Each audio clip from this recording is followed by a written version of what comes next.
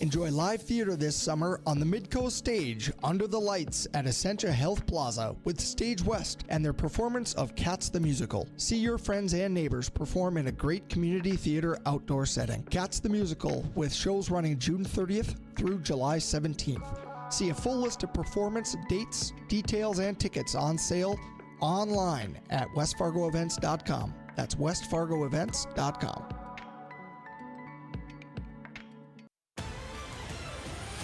Election 2024. 2 seats are up for grabs in a contested West Fargo City Commission race. This is the West Fargo City Commission pre-debate show, brought to you by West Fargo Events on WDAY Radio and The Flag. Go.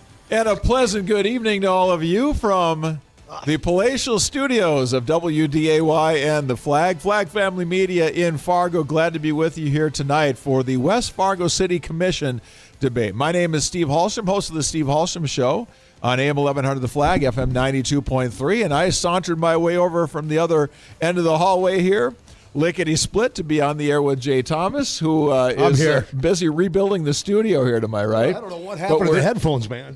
We're ready to go, and glad to have you all with us for this debate tonight. We did this a couple weeks ago with Fargo City Commission candidates, and we had a very interesting conversation with them, as moderated by Ty Schonert and Tom Tucker, and we're going to do the same thing tonight with a similar format. And Jay, I'm really excited to learn about some of these candidates. I know a couple of them just from having had them on different programs before, but we got some new faces in this race. We do, and I'm excited because I am a West Fargo resident, have been a resident in West Fargo for over 20 years now, and I love my city. I do have some concerns to have 2 seats open on a five commission or city commission. This could really change the dynamic of West Fargo, and there's a lot of things that need to be discussed. Well, I think that's what's going to be interesting tonight, is to listen to the issues, what things matter to the people of West Fargo, as these folks have been, these 5 candidates have been going around the city, finding out what people care about, what are the issues, how those things are different or similar than what some of the issues in the city of Fargo have been. I imagine, Jay, it's going to be a lot of the same types of things, though. Property taxes, special assessments, maintaining the city's infrastructure, planning for growth. Let me stop you right there. That's a big issue in West Fargo, a real big issue. I've talked about it many times on my show. There's many people that are concerned. And if you live in the core of West Fargo, I refer to it as Old Town West Fargo. The streets, the underworkings of the streets are in tough shape. Now, there's been talk that this could cost some of the homes $50,000 in specials. Now, if you think about these core neighborhoods, Steve, these are homes that were built back in late 50s, early 60s.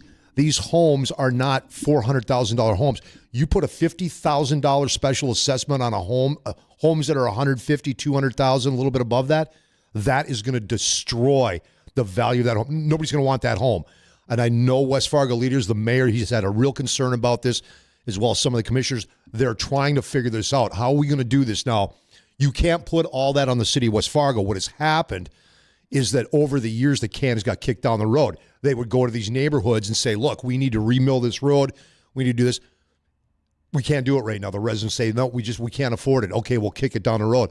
Well, that's happened for years, and now it got kicked so far down the road that many of these roads, they can't even be milled anymore. So this is a big concern, and it's going to be interesting to see if this is addressed tonight, Steve.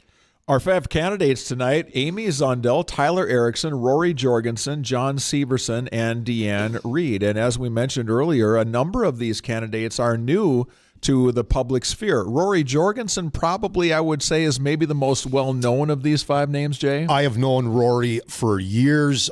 He was the assistant West Fargo rural fire chief, then went to be the rural fire chief, did that for years. Born and raised here in the community. His wife is a officer with the West Fargo Police Department. She's been an officer for years. Very well-known family in the community. When you look at the candidates that we have quality candidates. We really do. We've got it's going to be tough, man. It's going to be tough come election day. Well, what I love about it is that you've got a lot of folks that are in this, I'll call it a fight just for a lack of a better word, but they're in this fight, and they're saying, look, I'm just a regular guy. I'm a regular gal. I don't come from, a famous name or anything like that, but I just want to make a difference in the city. And really, when you look at Mark Simmons and Mandy George, I think they probably would tell you there were people that got in it for the same reasons, just wanted to make a difference and be involved. And those are the two open commission seats because those two are not going to be running for re-election. As someone that spends a lot of time in talking with people in West Fargo and that you live there, Jay, what is the sense of the job that Mandy George and Mark Simmons did? Are they going to be remembered as people who did a good job in that service? Yeah, Mark. I think Mark's 20 years. I think. Yeah, he was for quite a while. Yeah, and I've known Mark for years. Him and I don't see eye to eye on everything over the years. But Mark has, for the most part, done a good job. I know he's ruffled a lot of feathers there, but sometimes you got to do that as a commissioner. I think for the most part, yeah, he will. Mandy George, new to it.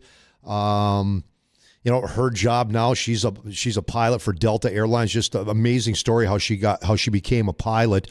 She went in, same thing, love for her city. Some growing pains like every new commissioner is going to have, but she really, over her time as a commissioner, has grown to really learn the city, and she really has a passionate concern and love for West Fargo. So it's going to be tough losing these two. But again, who we basically have all blue-collar folks that are running for the commission. And I think West Fargo City Commission, for the most part, has always been like that. West Fargo's always been a very blue-collar town that is growing real fast. So, again, it's going to be tough. It really is. But yeah, I think Mandy and Mark go down as doing, for the most part, pretty darn good job for the city. If you want to call in and let us know what you would like to hear tonight, would be great to hear a little bit of a preview from you as well. What are the issues, if you live in West Fargo, that you want to hear talked about tonight? 701-271-1100 is the phone number you'll want to use for this exercise tonight. 701-271-1100. Want to welcome those of you who are watching us on our video stream on Flag Plus, as well as the websites, social media channels as well, and for everybody listening on AM 1100, FM 92.3, the Flag, and WDAY Radio here, AM 970, FM 93.1. As we mentioned, there's two open commission seats, both incumbents. The two incumbents that were eligible to run again for their seat chose not to, Mandy George and Mark Simmons. And so Amy Zundel, Tyler Erickson, Rory Jorgensen, John Severson, and Deann Reed are the five that are competing for those two positions. Jay, from your perspective, whose name do you think has been out there? Who's done the best job so far of these five at getting their name out there, creating a little bit of buzz, and getting people to start considering what they're all about? Well, I'm going to say Rory Jorgensen. He's been pounding this hard. The moment that he announced he's running, went out, got the signatures. He's been pounding it hard, and I'm seeing Amy's name pop up in a lot of spots. Those are the two I'm seeing a lot of. I'm not seeing a whole lot or hearing a whole lot when it comes to the other three candidates, but that could change. That could change immediately after this debate. Yeah. We've had some really interesting conversations with people who do this kind of a thing for a living, as far as counseling candidates and advising them on how to get the word out there. And it still is a business ultimately that comes down to name recognition. Do they know who you are? It's the old sales rule we use. They got to know you, like you, and trust you. Yep. And they can't like you and trust you until they get to know you. And so in this day and age, it does take a budget for getting your name out there and getting some yard signs and getting a billboard up once in a while. And those banging on doors. Banging on doors. All those things go a long way, and sweat equity certainly does a lot. But I've not seen a lot of spending in this race, whether it's advertising or billboards, yard signs, anything like that. So there's opportunity, obviously, through things like this and the commissions as well. I see the chamber's going to do a city commission debate as well coming up here in the near future. Home Builders Association already did one for West Fargo. Okay. Yep. So there's a few different opportunities to get the word out there. Jay, one of the things that is always interesting to think about and talk about when you're dealing with a city commission race is the expense that we're seeing in the public schools, because the school district is its own thing. It's not part of the city governance. And so these candidates are not going to ask or be asked a lot of questions about what do we we do within the public school district to keep expenses down there. But as a resident of West Fargo, what do you want to see these candidates do in terms of interfacing with the school and being aware of what's happening there and maybe providing input on how to manage that? Because the costs of the West Fargo school district are just going through the roof, and it's hard to talk about West Fargo and managing expenses without talking about the schools. Number one, I think the problem that we have with West Fargo schools, and we got fantastic. I think we got the best school system in the state of North Dakota. All three of our boys went to West Fargo schools, got a great education. But I think that when it comes to the schools, they're not their vision. They're not seeing the growth. They see the growth of West Fargo, know it's happening, know it has been happening, but I don't think they're seeing it far enough out. I don't think they're wrapping their heads around that you have to accept we're growing this fast. When they came at us with a $147 million bond referendum, we shot it down, said no. We are looking at this and going, wait a minute, you just hit us a couple years back with $100 million. Before that, it was, I can't remember what it was before that. And what we hear or we ask is, how did you not see this growth? It's been happening for years. How do you not see that growth happening? Well, we do see it, but we didn't want to hit the residents with a massive knowing, that this big one, this hit, instead of, let's say, when they came at us for $100 million or 90 or 78 million, whatever it was a few years back. If we would have came to you for $200 million, there's no way you would have done it. Right. So I understand it, but I think the city needs to sit down with the school district, and maybe they're doing this, I don't know, and say, guys, look, you have to understand the growth. You have to understand how fast this town is growing. You've got to be looking farther out ahead. And do we need to build all these schools and basically they're all different? Why can't you just have, okay, you're building elementary schools? Here are the blueprints. Mm-hmm. That's what every elementary school is going to look like. Why do you have to hire an architect for him to come out and redesign another school? Build them all the same. And then explain to the school, look, you're not the only one coming to the taxpayers. We have to come to the taxpayer too, because we need infrastructure, we need police, we need fire. So I just think they need to work together more and understand the growth and understand that, hey, you're hitting them with school taxes. We're also hitting them with property taxes. We cannot do this to the residents anymore. Well, and rapid growth was one thing when you had interest rates at 3.5% and a 2x4 cost you $3. Yeah. Now we're dealing with rapid growth at a time when you have to take out a commercial loan or borrow money from anybody, and you're talking now 8.5%, 9% money. Mm-hmm. And on top of that, you're going to have to pay twice as much, 3 times as much, whatever it is for the materials that you need to do that job. So it's never been more important to have candidates that can take a look at these fiscal matters and be willing to say, nope. Yep. Be responsible. An interesting call I got from a listener today regarding the growth of West Fargo, and we were talking property taxes. And this is a gentleman, he and his wife owned a very successful business in West Fargo for years. He said, why can't we just slow it down for now, or just even put a halt on it? Because when you start building more developments, that means more roads, that means more road crews, that means more equipment, more fire, more police. Let's just slow it down. Let's get caught up. Let's get everything in order, and then just slowly start, bringing back the growth. And I don't necessarily disagree with that. There are a lot of reasons to get excited about these debates and these discussions. One of the things I think is different in my anticipation for tonight, Jay, is I think when Fargo City Commission candidates were in here, we had all the discussion about all the social issues and should you be getting involved with taking a position on, Israel and Hamas and things like that.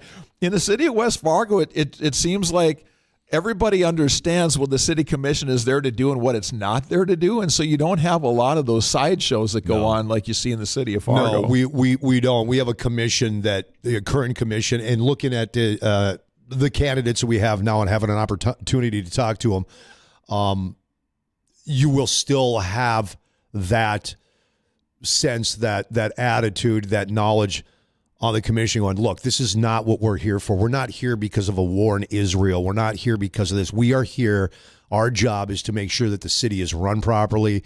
that the infrastructure is taken care of, that the people's needs are taken care of. We're not here to discuss war. And that's one of the things that makes West Fargo just fantastic. We don't get involved in that stuff. And it seems as though my perception has been from reading the news reports over the last few years that in West Fargo, they seem to have a better understanding of, yes, we know that things are getting more expensive, but as far as the city budget goes, we can't just assume that everybody's going to be fine with an 8% increase in expenses year over year. Yeah, exactly. There's been a pretty good effort there to say, okay, maybe there's some increases we got to have here, but we can take something off the table there. And I've applauded them many times for doing that and saying we can't just shrug our shoulders and say, well, we don't have any choice. You always have a choice. It's just, do you want to make those choices? Here's a little bit about the candidates, and I want to thank the forum for kind of providing a little digest of who these candidates are. Amy Zundel is the owner of Move Chiropractic in Fargo and a longtime West Fargo resident. Candidate Tyler Erickson moved to West Fargo a year ago from Williston. I believe he's a lawyer, correct? Announced his campaign last February. That's a good question here. I can dig in quickly on this one. Williston native, moved here, and he is an attorney. Okay. Yep, absolutely. So that is correct. Rory Jorgensen, you talked a little bit about Rory, served as West Fargo's assistant fire chief in 1995 before becoming the West Fargo rural fire chief. He retired from service in 2019. John Severson works in management in the transportation industry, and he's throwing this is the first time he has been in the ring for public service as well. And then Deann Reed announced her campaign back in March.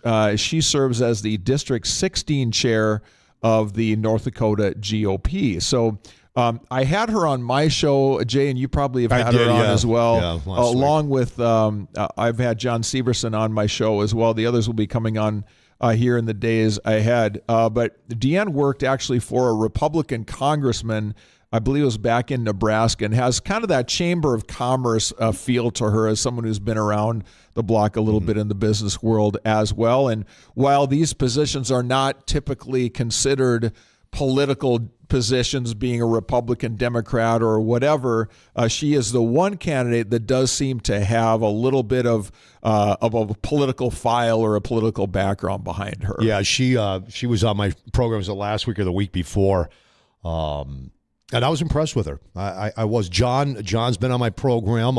John is just a hardworking, blue-collar dude, loves West Fargo, and so you know what? There's some things that I don't like that are happening out there, and I want the opportunity to get on there and make a difference. And like I said, all these candidates are really strong candidates, Steve. There's going to be a very similar sort of a program for this particular debate as to what we did if you were with us for the Fargo City Commission debate a couple weeks back, that each of the candidates will get a chance to answer the same question. That's one thing we've learned from the debates that we've seen other people do, is that we don't like it when you target one question to one person and somebody else gets a different question. So everyone is going to get a chance to respond to that question, and if they would like to ask a question of another candidate or name them in their response, then that candidate will get a minute to respond as well. So there will be an opening statement. There will be a bunch of questions about things specific to West Fargo and specific to leadership in a city government, and that will be the crux of the debate that will be tonight. It will start at 6 and will go until 8 o'clock, and after that, Jay and I will be back after that for an hour as we try to recap what we heard here and maybe try to see who moved the needle for their cause here in this debate tonight. So should be a really good couple hours or so, and we hope that by the time it's done this evening that you will be able to learn enough about each candidate. And it's nice with a group of 5. When you have 7 or 9 or whatever, it's sometimes tough to get everybody with a chance to get in there, but we should get a chance to hear quite a bit from all of the candidates here tonight. 701-271-1100. We got a few minutes left here in our pregame show. If you want to weigh in on maybe what you've seen in the community, something that one of these candidates has said along the way, or something that they have done that you want to comment on, we'd be certainly welcome to take your calls. Or if you want to let us know what is it that you want to hear the candidates talk about tonight, maybe there's an issue that Jay and I have not talked about yet that is important to you. you, please let us know. We'd love to hear your input here as we've got a few minutes left before the big event gets started. Now, you and I, we have, and the candidates as well, we don't know what the questions are. We have no idea what Tom and Ty have come up with, what they're going to ask them. I'm wondering if Shea West Garden Center is going to come up, because that is still a very hot button issue in the city of West, well, amongst the citizens of West Fargo. That still has not been figured out. So we'll see if that question comes up tonight. Yeah, so they found a quote-unquote workaround, which basically allows you to make a legal U-turn, and that's about it. So I don't know that we've really moved that ball down the field too far. Then there was, hey, look, we can do another study, $20,000. You put this in a non-interest account. If we do the work, you get the money back. It's just this has been going on an ongoing thing now since Shea West opened. So we'll see if that one gets answered.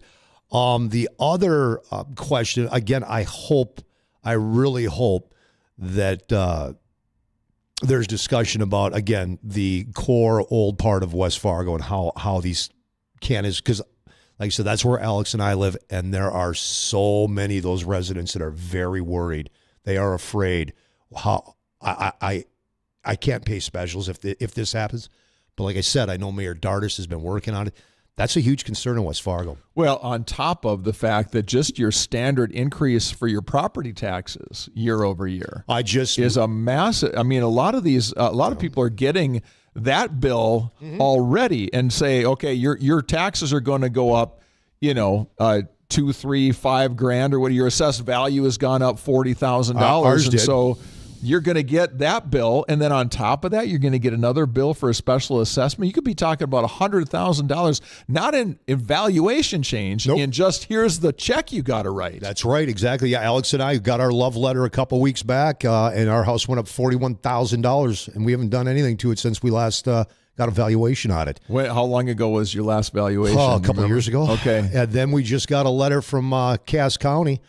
All of us out in West Fargo, or not all of us, a majority of us did, telling us that we may have to pay more for the shed diversion maintenance because our property values went up. You explained that one. Yowza. Here we go. All right, so we got a short break here. When we come back, it's time for the big event, the West Fargo City Commission debate. That's coming up 6 to 8. Jay and I will be back afterwards for a recap. We'll see you then.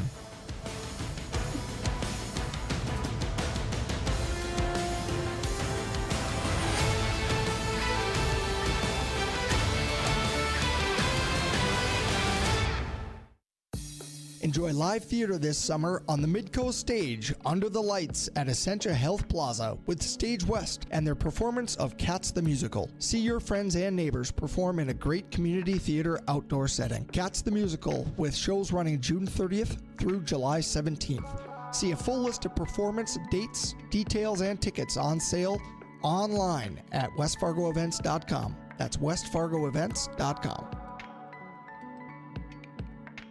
We're here with Dr. Scott Van Dam from Van Dam Chiropractic. Dr. Scott, we know you treat back pain and other pain-related conditions, but are there other conditions you can help people with? A number of conditions I treat are not pain-related. They are nervous system dysfunction. Chiropractic adjustments help this system function normally. Some conditions are tingling and numbness in hands and feet, allergy symptoms, difficulty sleeping, stomach dysfunction, and muscle cramps. If I can't improve your condition, I will work to find a doctor who can. Other treatable conditions can be found on my website at vandamchiropractic.com. So, Scott, tell me, what happens during a consultation? When a person comes to my office for a consultation, they have the opportunity to discuss their health problems without any obligation. I let them know my office is the complaint department. The more I know about them, the better I can help them. If I believe I can help their health problem, I let them know what I can do for them. If I feel they need other care, I will work to find another doctor who can help them with that. Many people come in with a variety of different health issues. The consultation gives them the option to decide if I'm the doctor for them. That's Dr. Scott Van Dam at Van Dam Chiropractic, vandamchiropractic.com.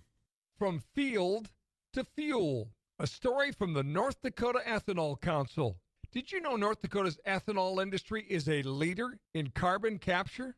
Ethanol is pioneering carbon capture. While the world talks about it, ethanol is doing it. Here, now, reducing the carbon footprint. North Dakota's corn producers are increasingly efficient stewards of the land, producing more on the same land with less inputs. In fact, yields have increased 25 to 42% in the last 20 years using similar levels of inputs. Corn ethanol is our nation's best way to decarbonize transportation today. And corn ethanol has a significantly smaller carbon footprint than gasoline and is getting smaller. Find out more at ndethanol.org. ndethanol.org. A message from the North Dakota Ethanol Council. Hey, Jess here with Holson Home and Solar, reminding you not to wait until December to decorate for the holidays. With our gemstone permanent architectural lighting, you can celebrate your favorite holidays year-round. With the free Gemstone Hub app, you can easily change colors and patterns, or set your lights to a warm white that enhances the exterior of your home. Call the Holson team today at 218-78-SOLAR for a free quote on gemstone lighting for your home. Capstone Classical Academy is proud to present Educator Info Night. Is teaching classically right for you? A free information night and panel discussion for aspiring or experienced school faculty and staff. Capstone is growing its K-12 program and hiring now for multiple positions. Regardless of your experience, this is open to all. Find out how Capstone teachers are falling back in love with teaching. May 20th and June 6th from 6:30 to 7:30 p.m. Mark your calendars. Go to capstoneclassical.com/employment for more information. Enjoy the summer fun with West Fargo Events. With outdoor movie nights, themed family fun, and yoga on the plaza, West Fargo Events makes summer fun for families all across West Fargo. With the Shoots and Boots Pro Bowl riding May 31st and June 1st, plus outdoor concerts coming to Essentia Health Plaza at the Lights. It's a summer of fun at the POW MIA Plaza in downtown West Fargo and the Essentia Health Plaza at the Lights. Brought to you by West Fargo Events. Find out more online at westfargoevents.com.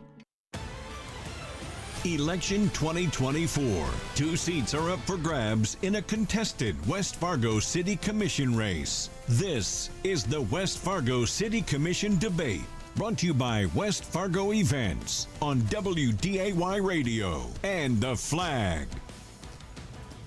And good evening, and thanks for joining us tonight for this live debate on AM 970 WDAY Fargo and AM 1100 WZFG Dilworth. We're also streaming live on our social media platforms. The contest tonight features all 5 candidates running for West Fargo City Commission. I'm WDAY Midday News anchor Tom Tucker. I'm serving as the moderator for tonight's debate, and I'll be assisted by my colleague WDAY News reporter Ty Schonert. We're honored and pleased to have with us tonight the candidates Amy Zundel, Tyler Erickson, Rory Jorgensen, John Severson, and Deann Reed. They're running for 2 seats coming open on the commission, and those seats currently are held by Mandy George and Mark Simmons. Thank you all for participating tonight. It's great to have you with us. Thank you so much. Right now, Ty, if you would, please give us a brief overview of the format we'll be following for the next 2 hours. Yes, so I'll be your rules moderator for the debate tonight, so if you have any questions about it, feel free to reference me, and I will have any clarifying statements on that. And also, this event is brought by West Fargo Events, so thank you very much to you guys as well out there as well. At any point in the debate, if you hear this sound, that means I need you to begin wrapping up your statements. If you hear it a second time, that does mean we need to move on. There's a lot of questions we have to get to, so please begin to wrap up your statements at that point. When we begin opening statements, you'll have 1 minute to do those opening statements, and we'll 2 minutes to do those opening statements, so we'll get through that as well.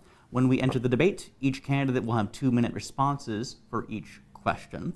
If another candidate mentions you by name, Tom will determine if you get the opportunity to speak in a 1-minute rebuttal, and then he can call on you for a response if one is given. The order of the speakers are completely randomized for one exception. Each person will speak first and last for at least 1 question, so there won't be problems with that. And when we begin to wrap up, there will be a 2-minute closing statement for each of the candidates as well. Remember, let's be civil, respectful, and concise, and best of luck to each one of the candidates. All right, time now to begin with opening statements, and Amy Zundel, you're first. Well, thanks for hosting this debate. My name is Amy Zundel. I'm a West Fargo resident for a little over 10 years. I've lived on the north side of the interstate and the south side. I am a chiropractor for my full-time job. I'm a business owner, and I have 2 kids that are currently going to West Fargo Public Schools. I live in the Brooks Harbor neighborhood currently. I'm married. My husband Keenan is a patrol sergeant for Cass County. I decided to make a run for city commission because I found myself kind of consistently saying, I wish someone would do something about all of the things that are going on in West Fargo. And so I decided that I could step up to the plate and try and help the city. Overall, I just want to help continue building the future of our town, not only for us, but my kids and my grandkids. All right, Amy Zundel, thanks. Rory Jorgensen, you're next. Hi, my name is Rory Jorgensen. I've lived in town for over 50 plus years. I've watched West Fargo grow immensely over this period of time. I mean, 13th Avenue was a gravel road when I was a kid growing up here. I'm excited to see that growth. I served as a volunteer firefighter, and I want to continue my commitment to public safety and community service for the city of West Fargo. West Fargo is getting ready to grow, and we need to figure out a well laid out plan, physically and financially responsible, and listen to what the owners and property developers are looking for inventory for.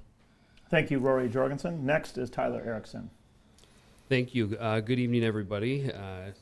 My former or current running mates up here with me as well. Thank you to Tom and Ty for moderating this event, and also to WDAY and the Flag for putting in the late night with us here, 6 to 8 p.m. My name is Tyler Erickson. I'm 31 years old. I work as an attorney with the North Dakota Insurance Department, where I practice insurance regulation, and I also serve on as a fiduciary, one of 11 fiduciaries on the NDPERS Board of Trustees. My wife and I, we moved to West Fargo a little over a year ago in hopes of going to a place with more opportunity for ourselves and for our children. And we've really enjoyed the last year here, growing with the community, getting to know our neighbors, and just having more access to amenities around the city. I'm running for West Fargo City Commission because I believe simply in the importance of responsible decision-making and responsible leadership at the local level.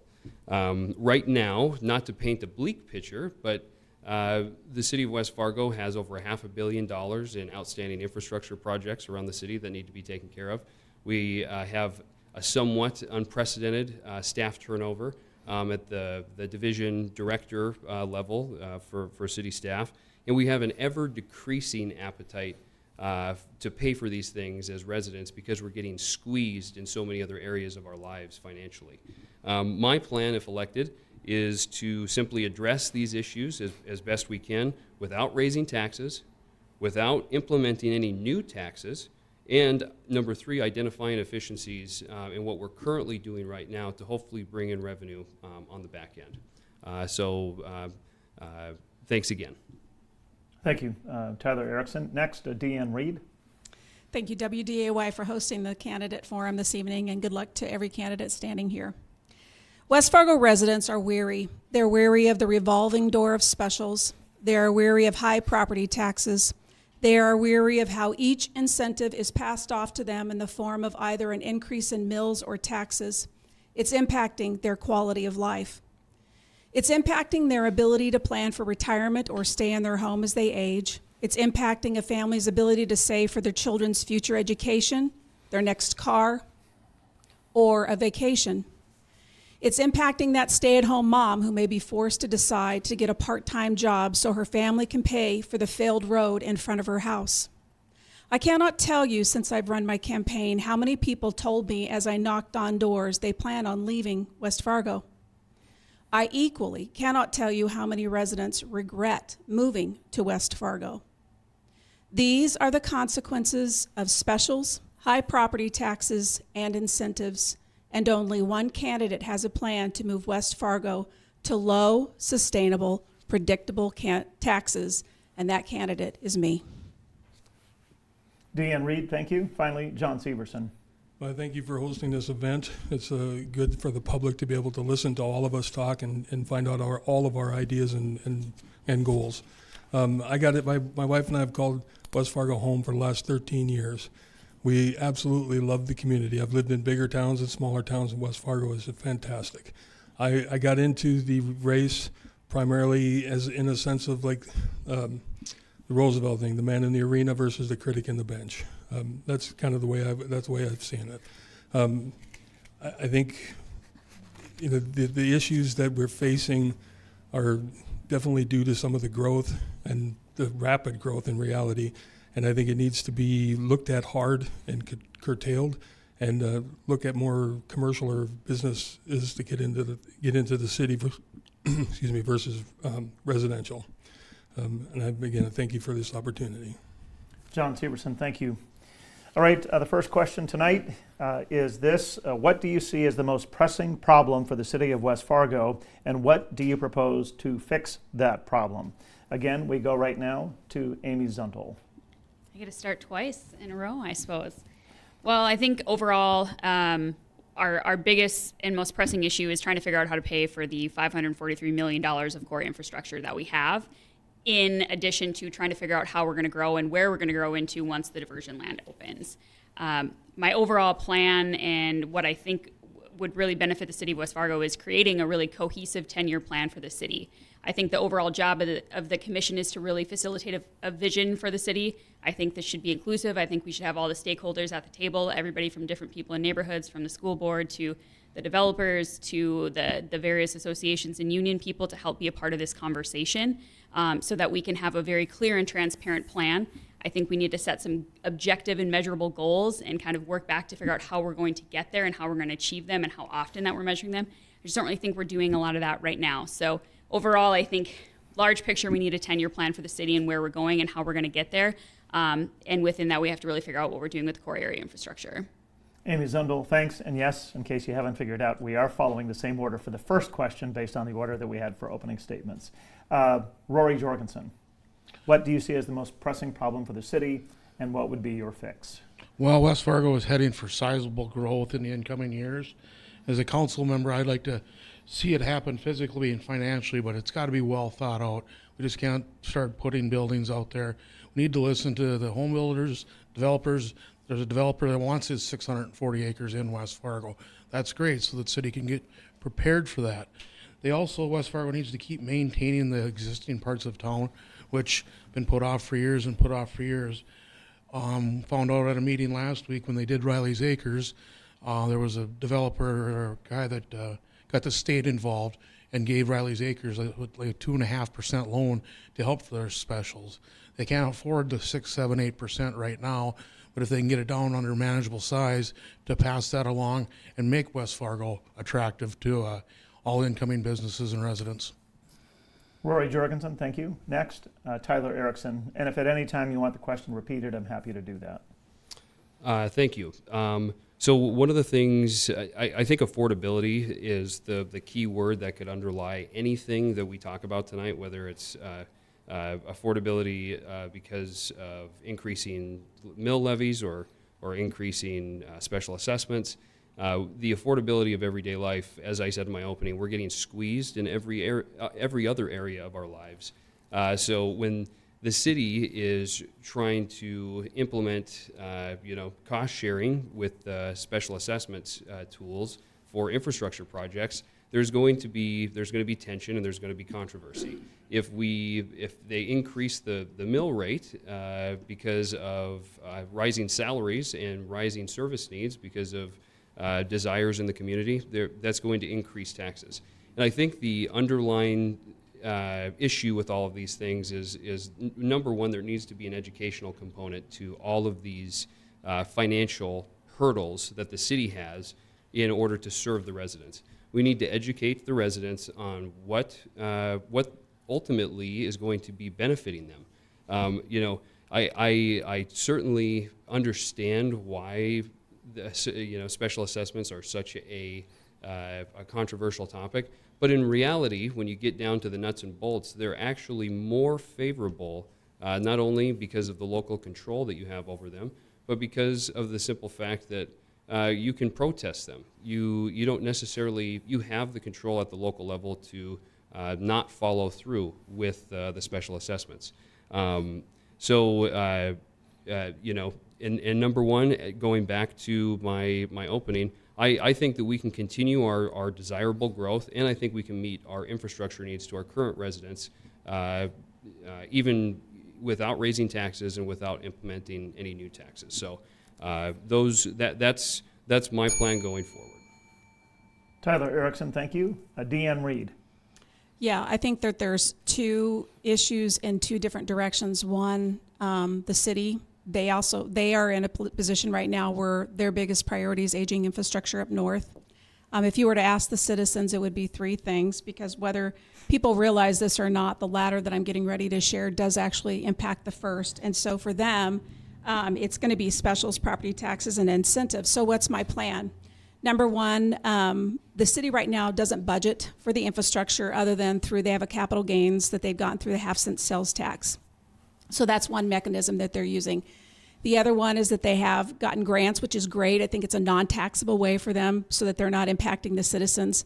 But the long term needs to be that the city has to start to budget for those. So what's my plan? First, we are too expensive to live. It's just too expensive to live in West Fargo if you own a home. So special assessments are driving that. In most states, how specials are done, they're not done at all. In fact, if you ask people that are from other states, the number one thing they'll say is, what are specials? And this is crazy.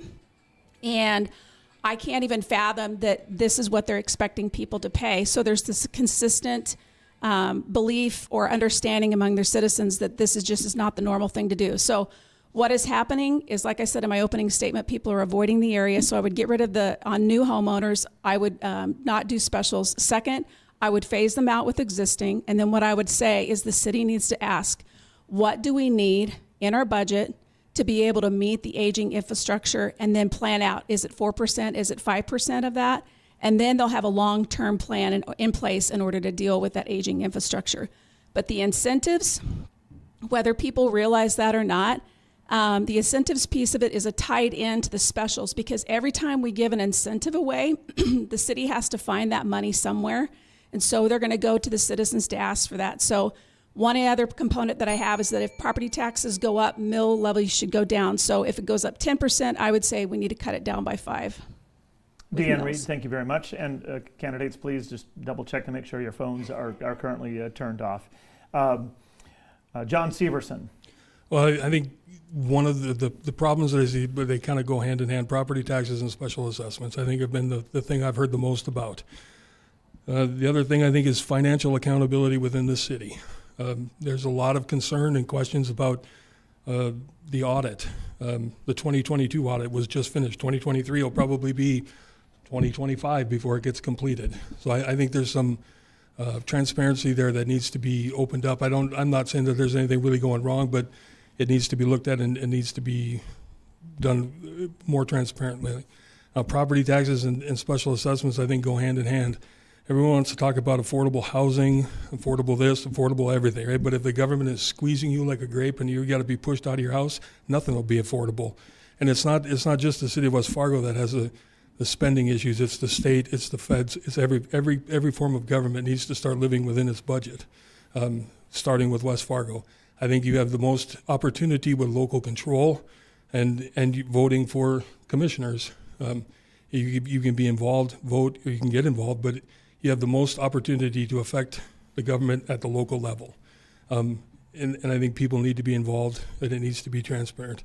Now, property taxes, it's a hot button issue, but special assessments, I think we can find a way to look at going and doing away with them completely, finding different funding options. Things need to be funded, but we need to find different funding options. Could be an infrastructure tax on your property, but it can be a solid, consistent number that wouldn't change over the course of time, and you could budget for that. John Severson, thanks. Question number 2 now. Interestingly, and perhaps not coincidentally, has to do with specials. We frequently hear homeowners in West Fargo complaining about special assessments and the financial burden the assessments bring for many. What is your view of special assessments, and what solution might you have that could bring financial relief? Tyler Erickson. So I'm going to start at a top level view. Special assessments, so municipalities are a creature of statute, and thereby also every tool that they have are also statutorily mandated. So a municipality's ability to special assess property, it derives its authority from statute to be able to do that. So if we ever wanted to have any meaningful conversation about eliminating special assessments, it's not going to be at the local level. It's going to be at the state level. Contact your state representatives and ask them to do that for you. what we're going to do at the municipal level is we're going to either choose to or not to use that tool to improve certain areas of our community. The simple fact that they're controversial doesn't mean that they're necessarily bad, but we don't have any other tools to address those improvements in certain areas of the city. The only simple alternative to a special assessment would be a general obligation tax that you could assess citywide, but then you'd be requiring certain parts of the city to subsidize other parts of the city. Now, while that could maybe work, when you live in a city of 40,000 people, you're essentially just trading one tax for another. So eliminating, as some of my competitors have been saying, that you can eliminate special assessments, you're not going to do it. And if you would have done it, it would have been done centuries ago. This is a century-old issue in North Dakota, and it's not going to. It hasn't changed last election. It's not going to change this election. This is it's a fun thing to talk about when you campaign, but in reality, it's not going to go away. So the only meaningful conversation that I can have with people is how to more fairly and more responsibly assess certain areas of town and find public grants to help subsidize that spending. Thank you, Tyler Erickson. Next, John Severson. I don't disagree that special assessments are not going to be a monster that's going to take some fighting. But one of the things in business I always hate is when somebody will say, well, that's the way we've always done it. Well, we need to find a different way to get it done. There's other options. It could be a century-old problem. It doesn't matter. We got to find a way to change it, to make it different, to do something, anything. It doesn't matter. It just, the best thing to do in any situation is the right thing. The worst thing to do is nothing. So we got to do something. We got to change it. The citizens are asking for it. I think it's been a cry for that elimination of specials. Louder. It's getting louder and louder every year, I guess. And I think we have to listen to what citizens are saying. I'm a citizen. I don't want specials.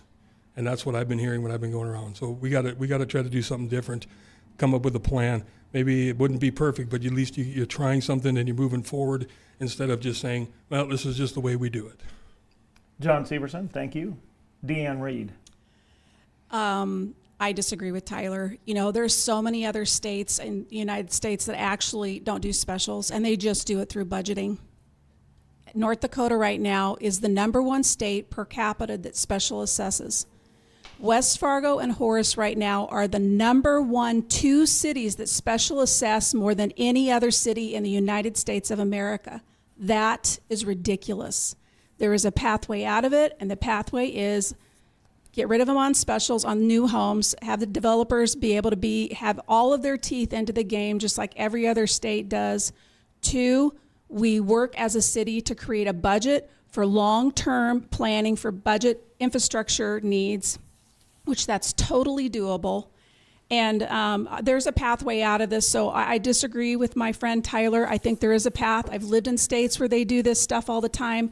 I do think that it needs to be very limited in the special assessment code that says you cannot do this much over if that's the route we're going to go legislatively. Tyler Erickson, you may have a 1-minute rebuttal if you'd like. Yes. So what I'd say is I don't necessarily agree that all states don't use special assessments. I've in fact read literature that says that most states in fact do use special assessments. Maybe not to the extent of North Dakota, because we have small communities growing and therefore necessitating more specials to be used per capita. It just makes sense. If you have a less densely populated area and you don't have the tax revenue to build that infrastructure or install that infrastructure, you're going to have more specials per capita than you are in a more densely populated area. My only other thing is, essentially anybody that says that they're going to eliminate special assessments is just saying, I'm going to take one tax away and I'm going to replace it with another tax. That's all that that's what I hear when somebody says these things. So that's not necessarily, that's not what I'm saying that I want to do, and I don't necessarily think it's helpful to argue that. Thank you, Tyler Erickson. Rory Jorgensen. Well, excuse me. You can look at what Riley's Acres does. They're $100,000 lots. We don't have specials. that same square footage of dirt is 50, 60,000 in West Fargo, and it has specials on it. So that infrastructure's got to come from somewhere. I look at where I live up in Goldenwood. I was the 6th house up there in 2005. I had $25,000 in specials. It took forever to finish developing that. Now the people that are over on the west side of the river, their specials are over at 50. So again, reverting back to the state, if we can get some access and do it sooner, so the cost, everything, what's the rising cost of everything? Material and labor, and none of it's going to go down. Also, the city's been buying equipment and doing some of their own overlays. So that's a savings cost to the taxpayers of town. But still, I agree that if you don't want to call it special assessments, come up with a name for it, but that money's got to be coming from somewhere. Rory Jorgensen, thank you. Amy Zundel. I agree that this is a very fun campaign topic to talk about every time there's a campaign cycle, and year after year and election cycle after election cycle, we have people that want to promise they're going to get rid of specials, and it simply isn't possible anytime now in this day and age. I think if you have a 10-year plan, and that includes what infrastructure do we need to do now, that's going to be a start of actually budgeting correctly. And I think that provides a degree of transparency to the homeowner so that they know exactly when is this mill and overlay project in my neighborhood coming up? What can I expect that to cost? How can I plan for that?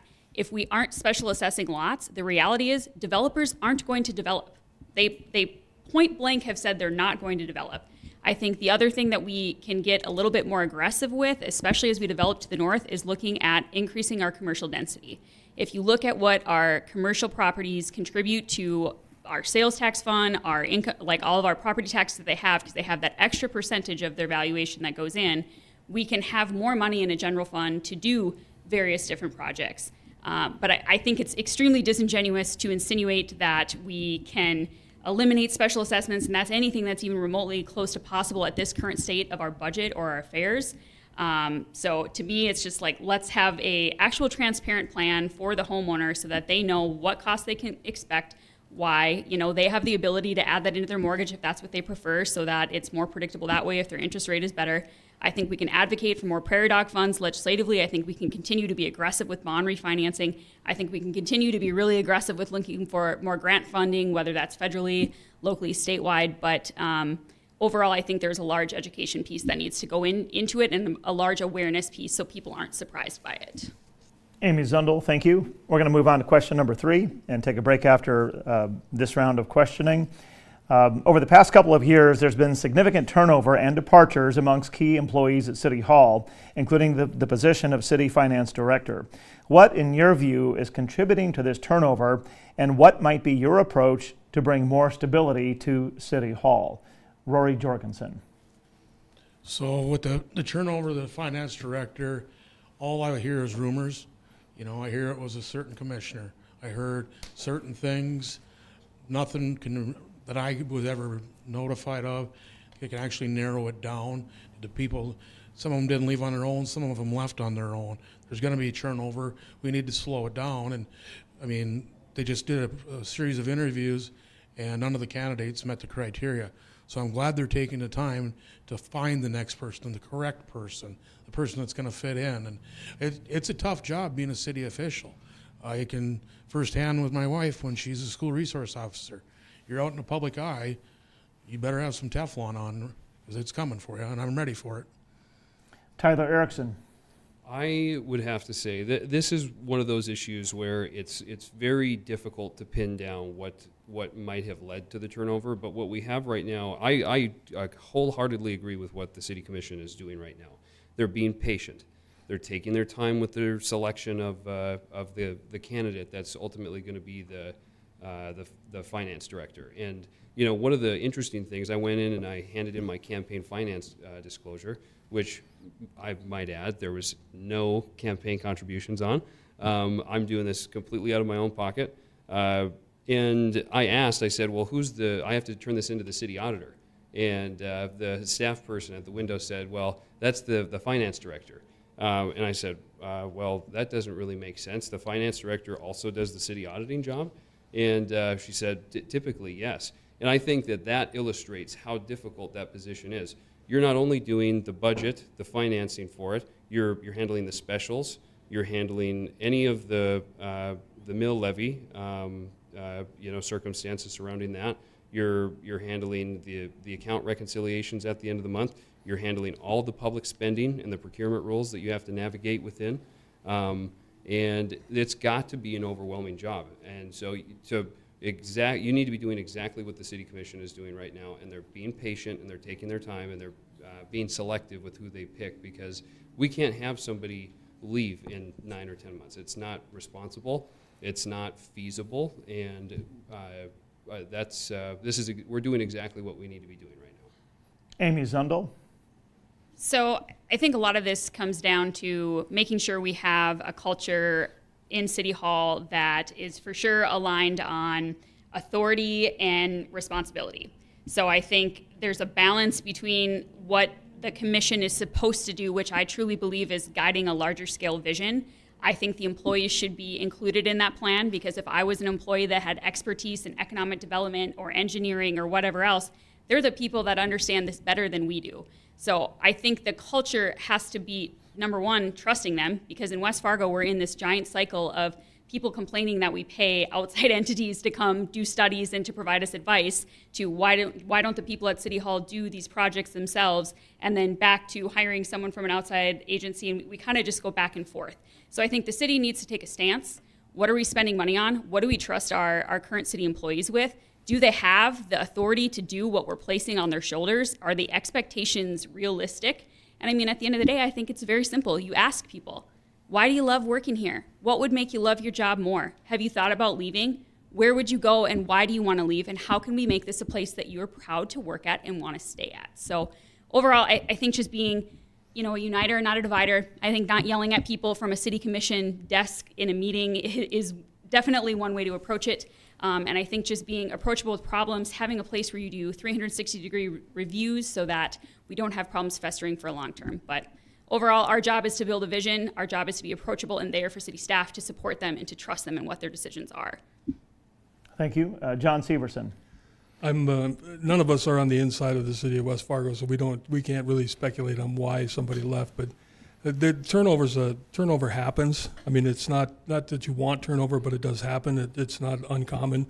The finance director, it just very well could have met all the qualifications, got into the role, and just didn't feel like they were that comfortable. I don't know that it's anything more than that. Could it be? It could be. But if leadership in the city hall starts with the city administrator. So if we need to work on culture, that's as the commission, that's who we would have to press on how the culture is in the city. So it starts at the top and it goes all the way down. It doesn't. You have to have a good culture. If you have a positive culture where people aren't afraid to express their opinions or views or ask for help, then I think you have the right culture, and then you won't see the turnover. Thank you. Finally, Deann Reed. Yeah, I think culture in an organization matters, and obviously whenever you have turnover, there's things that are going on internally that either haven't been addressed. I think that though that may have started to change a little bit internally. Again, I'm not on the ends of what happened. Everybody has heard rumors about what's taken place, and I'm not going to speculate on that. But I do think that one thing that we need to do is that we need to be able, with the culture that we have, to make sure that people are able to have the kinds of conversations with each other that they can have, even if it's a difficult conversation. And typically inside a lot of organizations, what happens is that they don't know how to do that. And I would hope that West Fargo in particular, they would start to learn to teach people inside that organization, how do I have a conversation about something if something goes wrong or something goes bad, so that we can maintain the staff and hopefully have low turnover in the staff. But yeah, I think culture is the biggest thing. And thank you for that. All right, the time now is 6:32. It's time for us to go ahead and take a break. You have been listening to this candidates debate for the West Fargo City Commission live here on AM 970 WDAY and AM 1100 The Flag. I'm Tom Tucker along with my colleague Ty Schonert, hosting and moderating the event. It's great to have you with us tonight. Let's take a quick break and we'll continue right after this.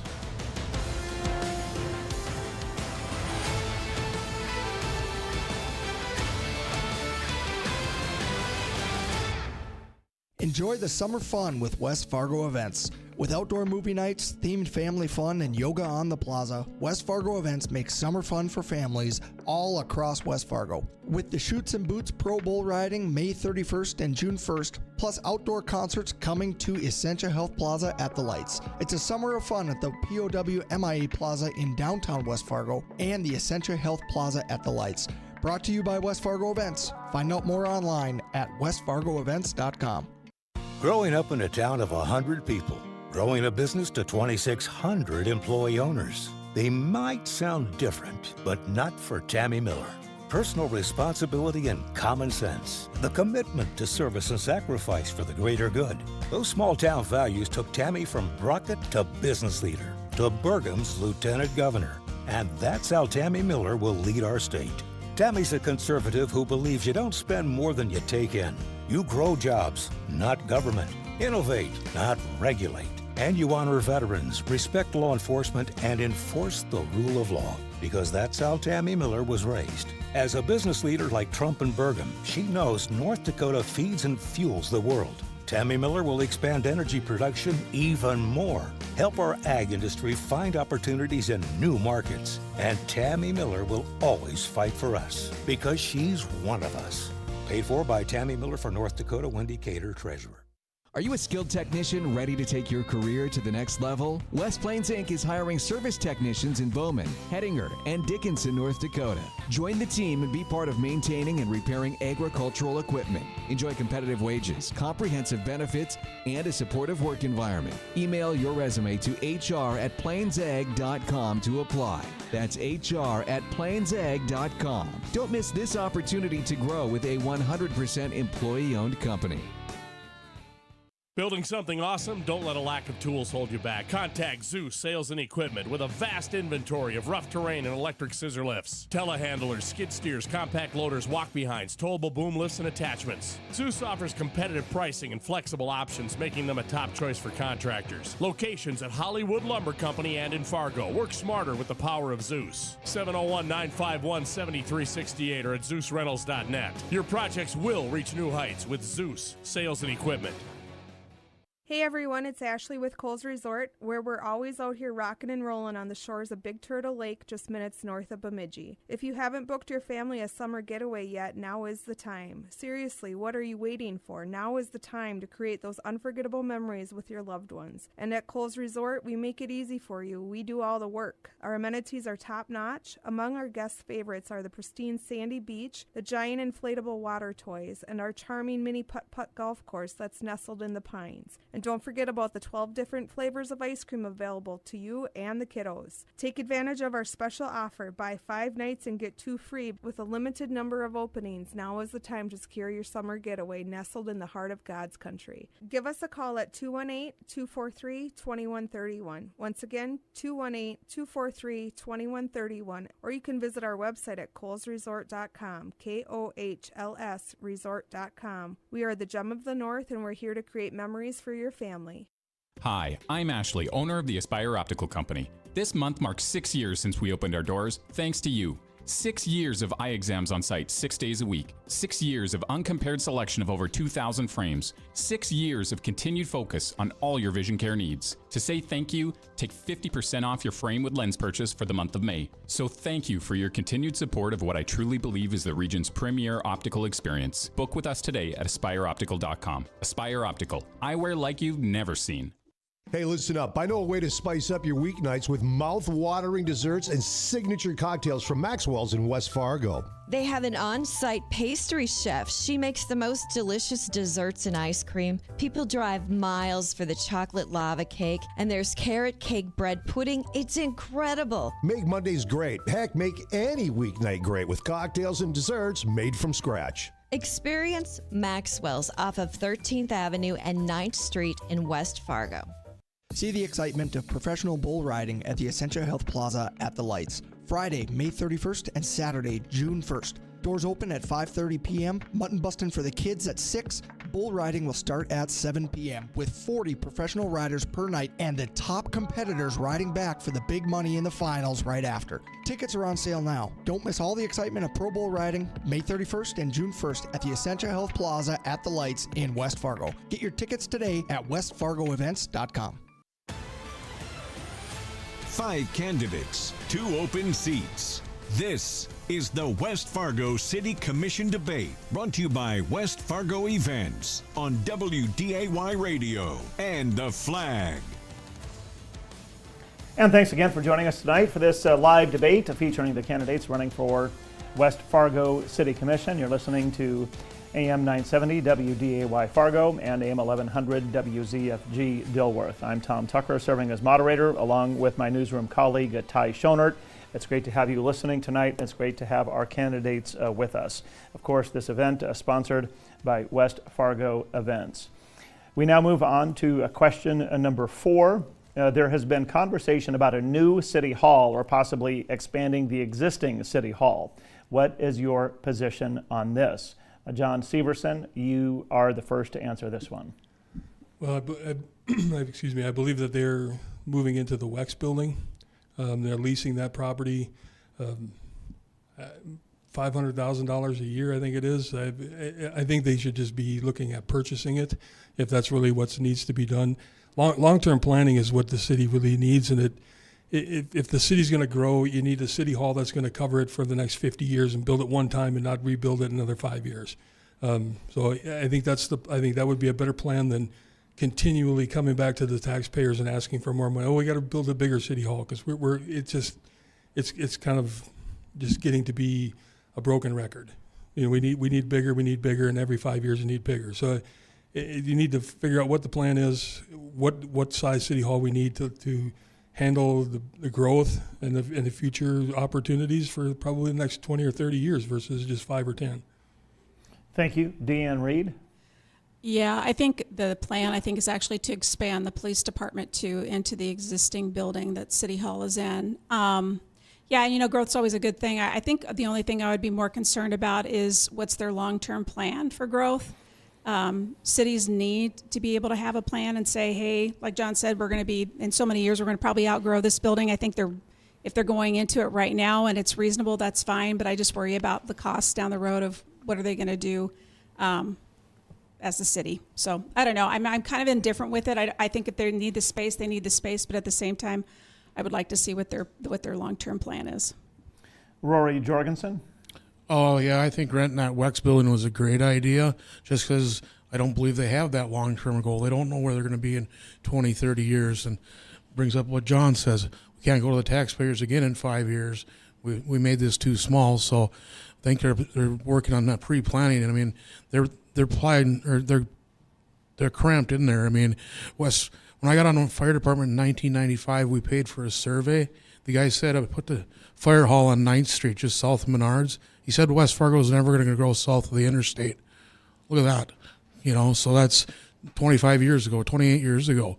So just what happened in 30 years from the flood of 97 and how West Fargo took off, and we have the potential to do it again. Tyler Erickson. Yeah, I think it's clear that this Wex building is kind of an interim place where the City Commission will be able to make their decisions and ultimately make their long-term plan from. It's difficult. Real estate, particularly commercial real estate, is going to be expensive wherever you go, although after COVID, it seems like commercial real estate has went down a little bit. But if we are outgrowing our space and we're acquiring employees to ultimately provide services adequately to the residents, and we needed to move out of that space, then yeah, I watched the most recent City Commission meeting and saw the city administrator give some reasoning as to why they were leaving. And while it's totally understandable that they're outgrowing the space, it would have been nice to see maybe them stay in the space longer while they developed a longer term plan. Amy Zundel. Yeah, I think they made a great decision with what they had at the time. You know, again, we need to figure out where we're going as a city. I think this offers a great opportunity to pause without making any long-term commitments. I think it's also a great opportunity to try out a satellite library, which they're going to be adding to it. And I think at the end of the day, the police department needs more room, City Hall needs more room, and this offers kind of just a middle ground to figure out our next steps forward. So I think it was a good decision. Thank you. Next question. West Fargo has been experiencing explosive growth for some time.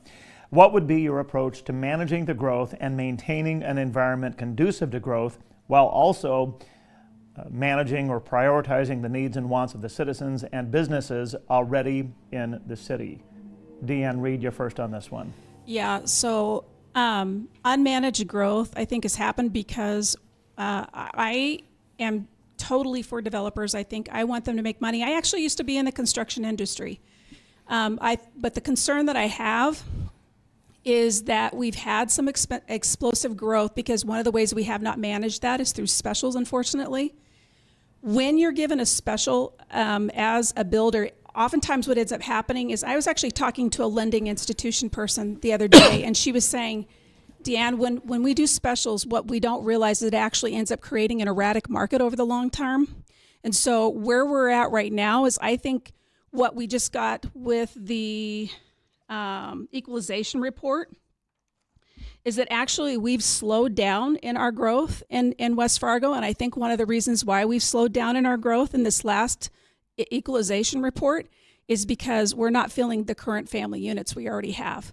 So, and I think we're going to see that trend start to take that place. I mean, I know that the diversion's going to happen, but I think if we don't control the way that we special assess and we have developers come in and then they just swoop in and grab the property and start to build, and if we're not controlling that growth, I think we're going to have some long-term consequences like we're experiencing right now, where residents some of them have made decisions that they're going to leave West Fargo. And so I think if we're going to manage the growth, that's one way that we're going to be able to do that, is we've got to manage how we special assess. Rory Jorgensen. Yeah, uncontrolled growth is a company's worst nightmare. If you're not in front of it, that ball's going to roll right over the top of you. And that's what happened after the flood of '97 here. And I had conversations with several mayors and city council guys, and you know what they did wrong, and they were getting pushed by all the developers. Give us dirt, give us roads. We want to go. West Fargo is a safe community. The schools district's great here.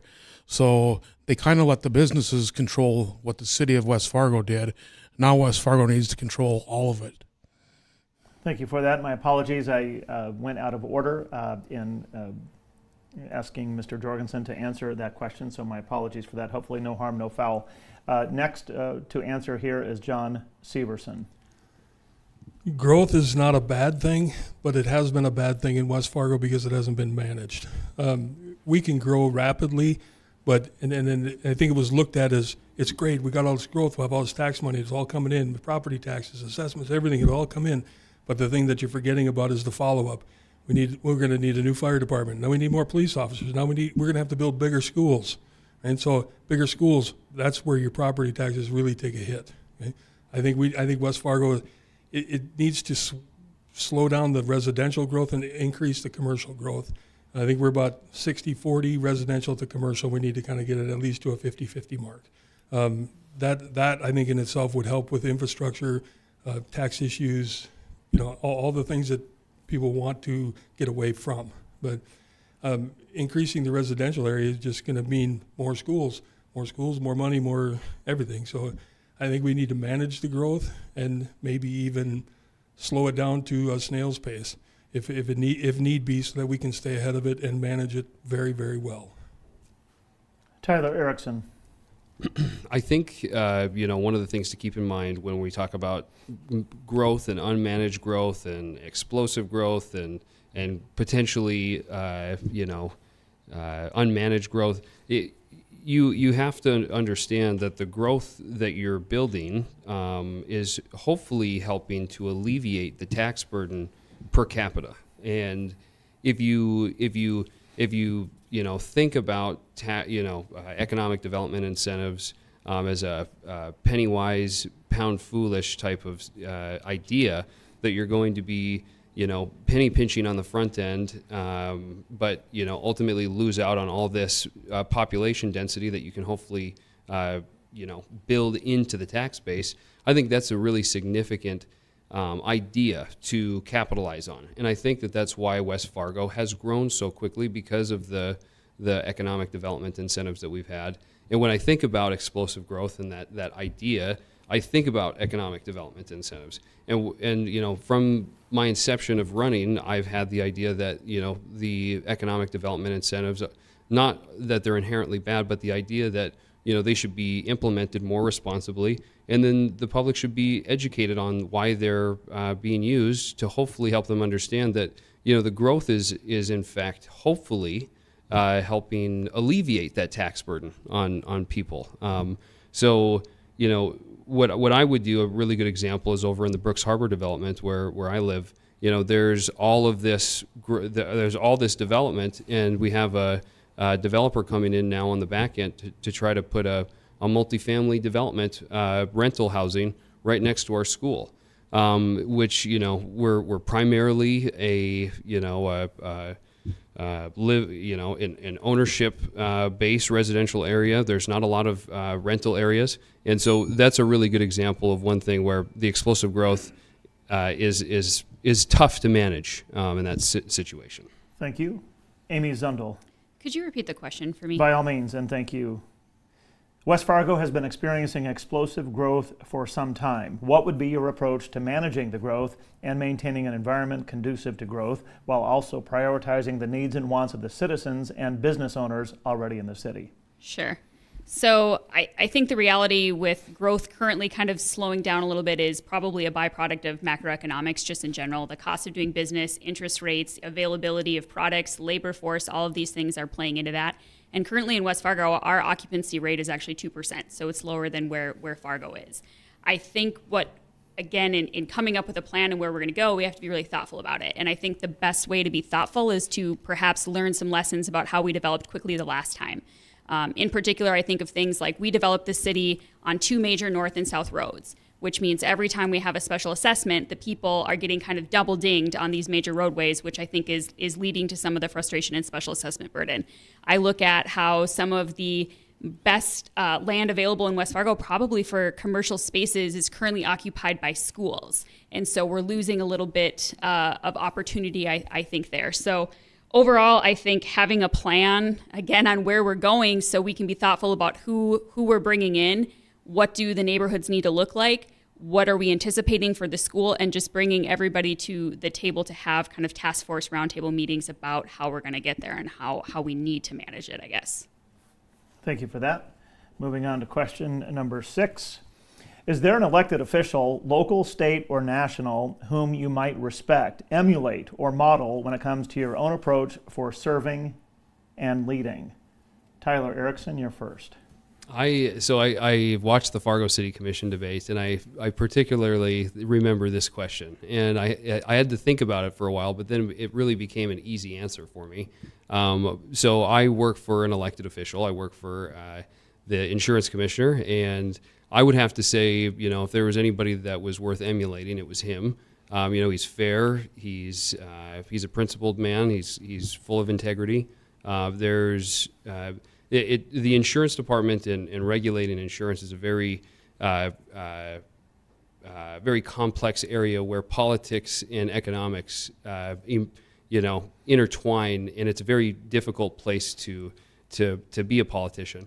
And I think that he navigates it well, and he does do it with integrity, and he does everything that he can to understand all of the particulars to hopefully make decisions in the best interests of the citizens of North Dakota.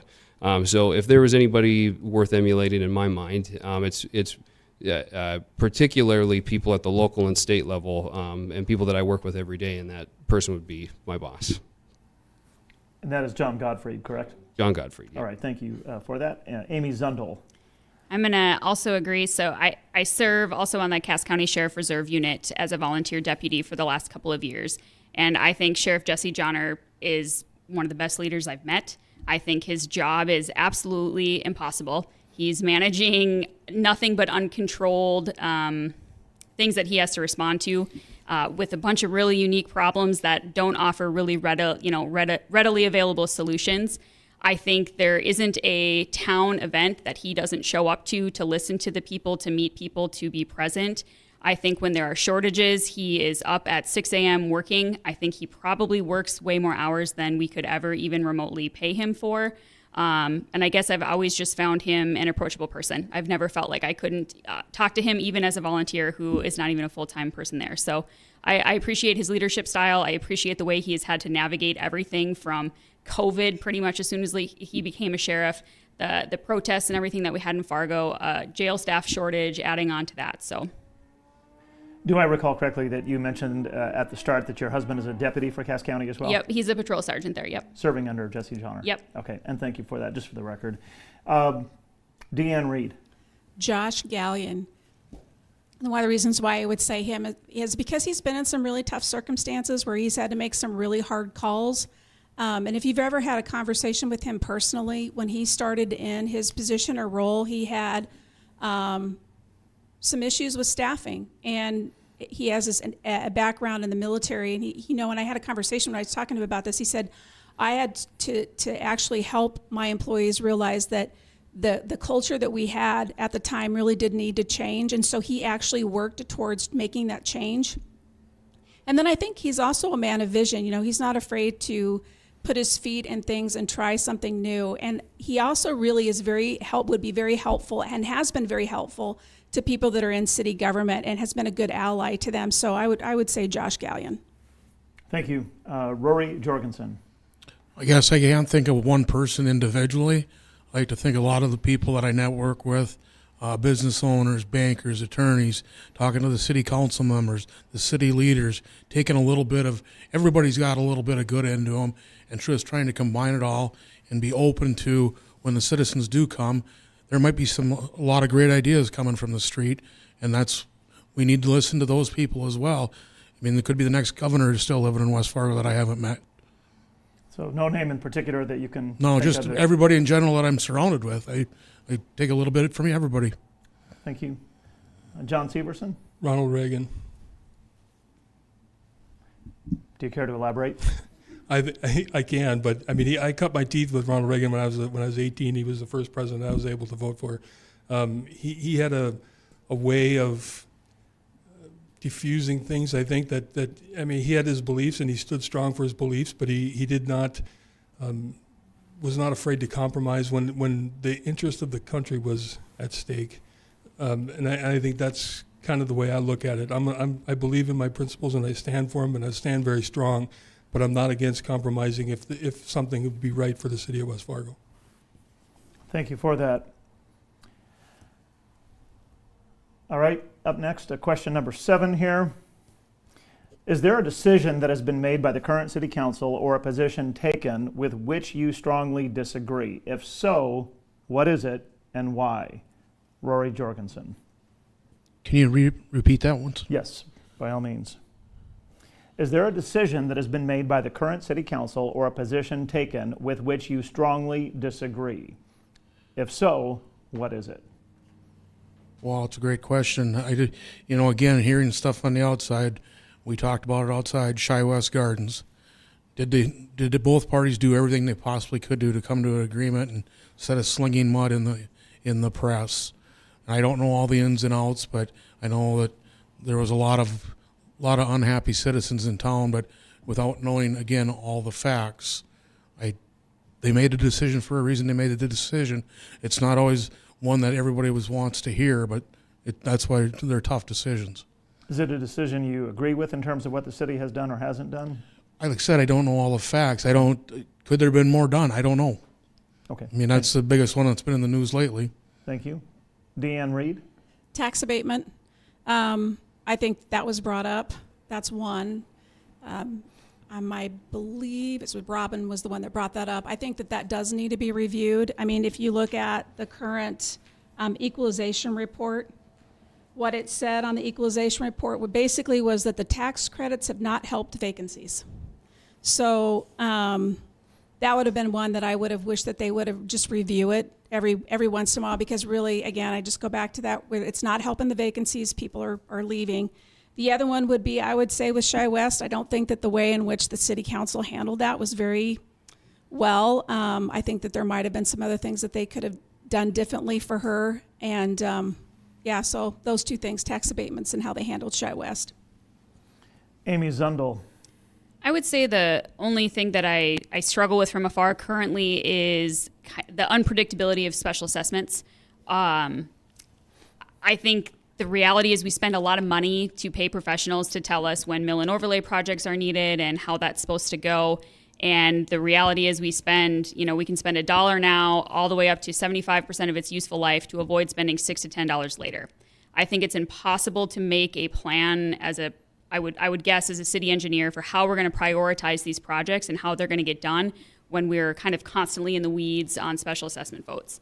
I think there have been special assessment districts that have, had 2% protests that we've decided not to special assess the residents. I think there have been special assessment districts where that percentage is a lot higher and we decided to do it anyways. So I would say I just don't like the unpredictability of how those decisions go. It doesn't always feel objective to me. It feels very emotionally heated and kind of who shows up that day and how everybody's feeling. So I would like to make that whole process much more objective and transparent, so that it isn't so reactionary. Thank you. Tyler Erickson. Chickens. Just joking. I agree with that. That's totally fine. I would have to say I agree with Deann. The tax abatement, revisiting that on an annual basis. I think, the concern that's been brought up that maybe, somebody that'd be halfway through their tax abatement, they would lose that for their second year. But I believe any revisiting of it, they would be grandfathered in. And then more to the point, right, just the reconsidering on an annual basis of the tax abatement, while I think that, right, kind of the penny wise, pound foolish idea that, like, the tax abatements, if they're necessary, I think we should be using them. But I was on the radio with Tony Gehrig a month ago or so, and we had a conversation about whether or not they're bringing people in is really the question, and whether they're necessary at all. If that is making a difference in realtors selling properties, yeah. But if there's no data to support that, then I think we could revisit them on an annual basis, especially in light of the fact that we have so many infrastructure projects that we have to take care of. Every penny that we can pull in as revenue counts. So if there's one thing, I think that would be it. Thank you for that. John Severson. I think the tax abatements should be looked at every year. I think they should have voted that down or up. And the Shea West issue, I met with her, and you could see and hear the desperation in her eyes about losing her business. And I think the city, if nothing else, should have just done more to try to alleviate that issue, and found some way to compromise with, whatever it is they didn't agree with. But it's a business that's it's a great business to have. I live right by them. It's a great business. They're not. There's no nightlife going on there. It's just it's great. It should be supported. I mean, it's supported in the way of finding a solution for it. And I know they did. They're not looking at a turn lane now, but I think it might be. Hopefully, it's not too little, too late. All right, and thank you for that. Time now is 7:01. Time for another quick break. Thank you all for that last round. That was interesting and entertaining and compelling, so thank you for that. You are listening to WDAY AM 970 and AM 1100 The Flag, our live debate here tonight featuring the candidates running for West Fargo City Commission. I'm your host and moderator, Tom Tucker, along with my newsroom colleague, Ty Schonert. It's a pleasure to have you with us. Time for a quick break, and we will continue the debate right after this.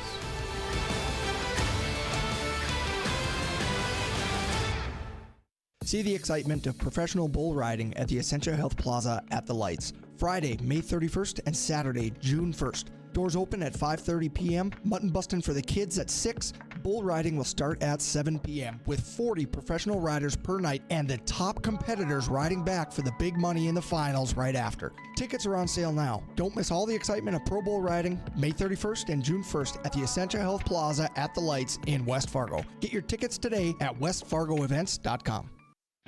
For the ultimate package of naturals and micros at planting, you need Max NS. Hi, I'm Darren Hefty. Max NS is a talc graphite blend with more than 30 beneficial biologicals, micronutrients, a 1-quart equivalent of zinc, and active carbon to energize microbes. Normally, microbes die quickly when combined with zinc and graphite, but biocapsules keep them separated until right when you need them. Simply push the buttons on top of the Max NS container, shake to mix, and you're ready to go. Talk to your Hefty agronomist about Max NS today. It's a new year and a time for a new attitude when it comes to cleaning up that mess. That old shed, storage unit, grandma's house, maybe even your house. Hi, I'm John Minton, and I'm a 30-year combat vet with the discipline and the know-how to get things done. We do residential and commercial clean out, hoarding clear out, light demolition, and removal as well. Don't be starting the next new year with the same mess you have now. Rowan Joe Junk Haul and Removal. ROENJO junk.com. When it's gotta go, call Rowan Joe.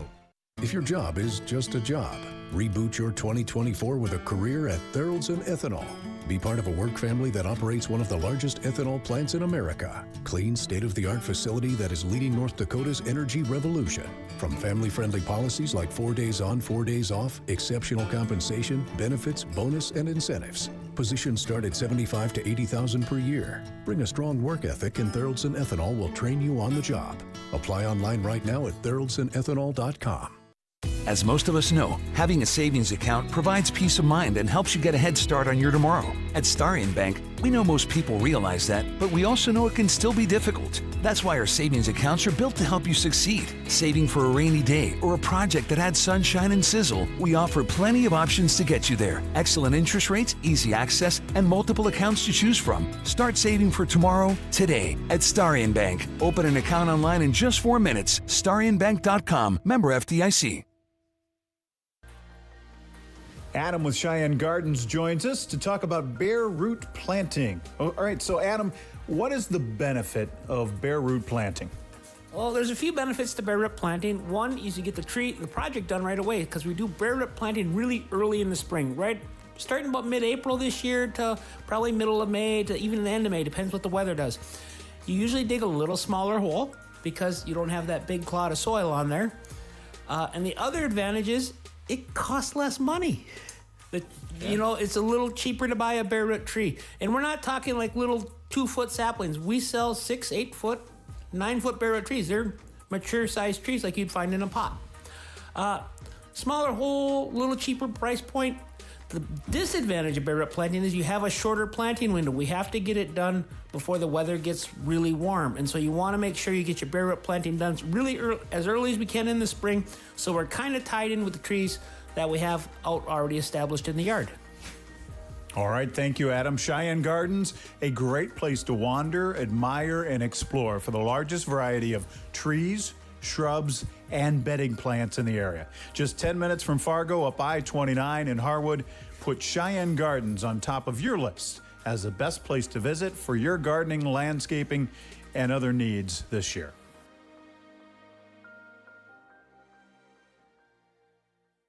Why destroy your yard trying to fix leaky pipes? With the New Flow system, your plumbing's back in hours instead of days, saving you thousands of dollars. From New Flow North Dakota, a division of H.A. Thompson & Sons. The New Flow system repairs broken pipes and removes roots and other debris permanently. The inflatable bladder inside the liner never allows roots to return. No digging, no destruction, no mess guaranteed. Call New Flow today to save money on your yard. New Flow, a division of H.A. Thompson & Sons. Call New Flow North Dakota today. Enjoy live theater this summer on the Midcoast stage under the lights at Essentia Health Plaza with Stage West and their performance of Cats the Musical. See your friends and neighbors perform in a great community theater outdoor setting. Cats the Musical with shows running June 30th through July 17th. See a full list of performance dates, details, and tickets on sale online at westfargoevents.com. That's westfargoevents.com.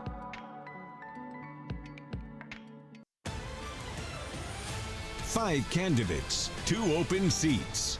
This is the West Fargo City Commission debate, brought to you by West Fargo Events on WDAY Radio and The Flag. And good evening, and thanks for joining in tonight for this live debate on AM 970 WDAY Fargo and AM 1100 WZFG Dilworth. We're also streaming live on our social media platforms. The contest tonight features all 5 candidates running for West Fargo City Commission. I'm WDAY Midday News anchor Tom Tucker. I'm serving as moderator for tonight's debate, along with my newsroom colleague, WDAY News reporter Ty Schonert, also assisting with moderation. It's great to have you with us, tuning in.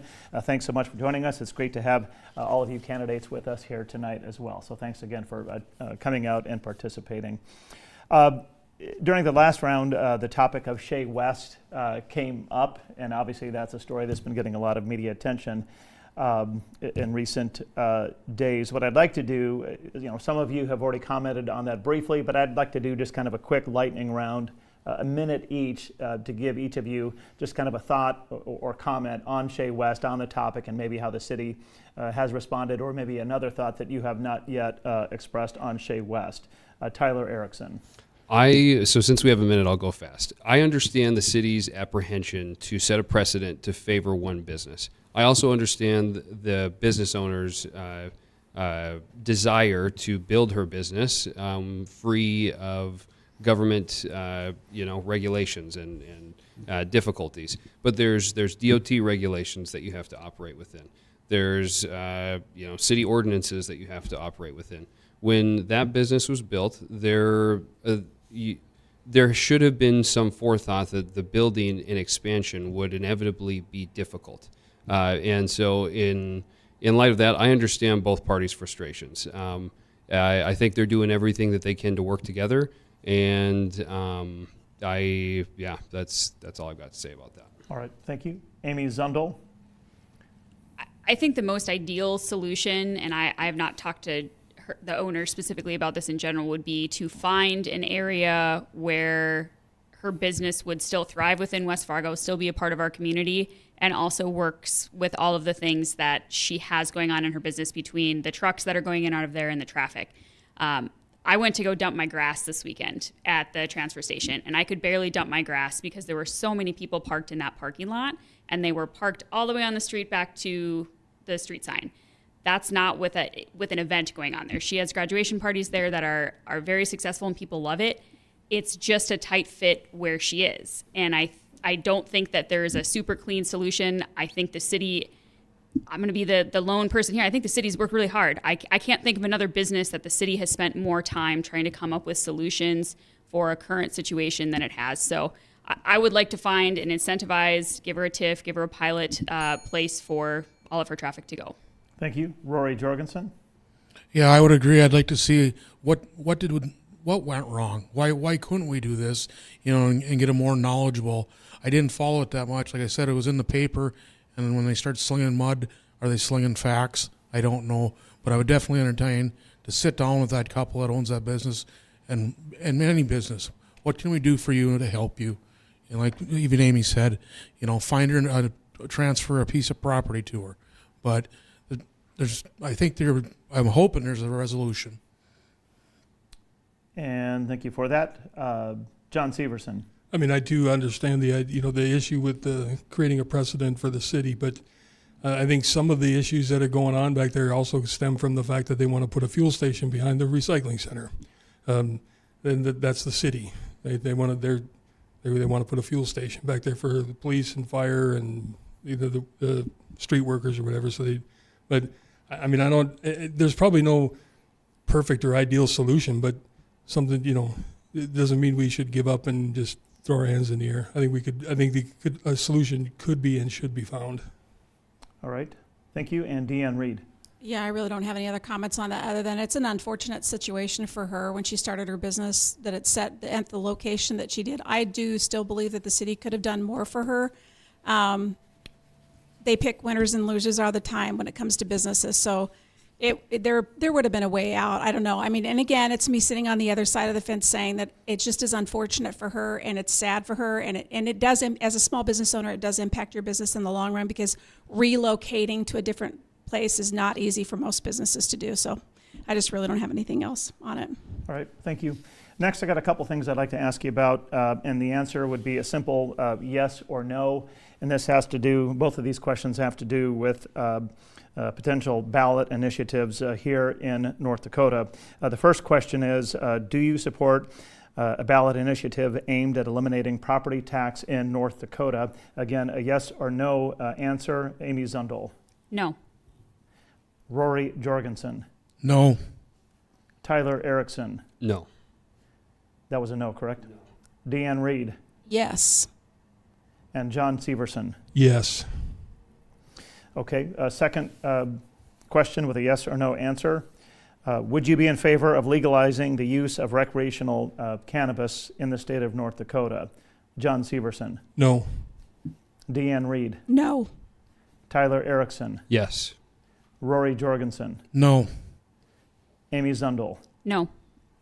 All right, thank you for that. All right, moving on to the next question. The City Commission approved a place-making master plan for downtown back on February 5th. What thoughts might you have on the plan along with downtown development in general? Amy Zundel, you're first on this one. I used to live right behind the VFW in downtown West Fargo now. I lived there during the kind of the first phase of downtown renovation. It was actually the first City Commission meeting I went to in West Fargo, because as a resident living in that area when they were doing those projects, it was one of the most frustrating things that I had zero control over, and it was very intrusive into our life. It drastically changed the neighborhood that we were in. Having the bar in the backyard was not a problem at all. Once we started doing all of these events, that kind of changed the scope of how many people were there, how much noise was there. There's a 4-story building now in our backyard. A lot of the people in that neighborhood can't really move anywhere else. They're people on fixed incomes. They're in one-level homes where we don't have an equivalent for that anywhere else. So as with any development, in my opinion, it has to be really clear and transparent to the existing homeowners. I think we always have to prioritize our existing residents that are there. I don't fully feel like the existing residents in downtown are all about the placemaking plan. I haven't heard a lot of positive feedback about it, so I would prefer that they gather more feedback from the current existing residents in that neighborhood. John Severson? I agree. The existing residents need to have a greater input on that. But I don't know why.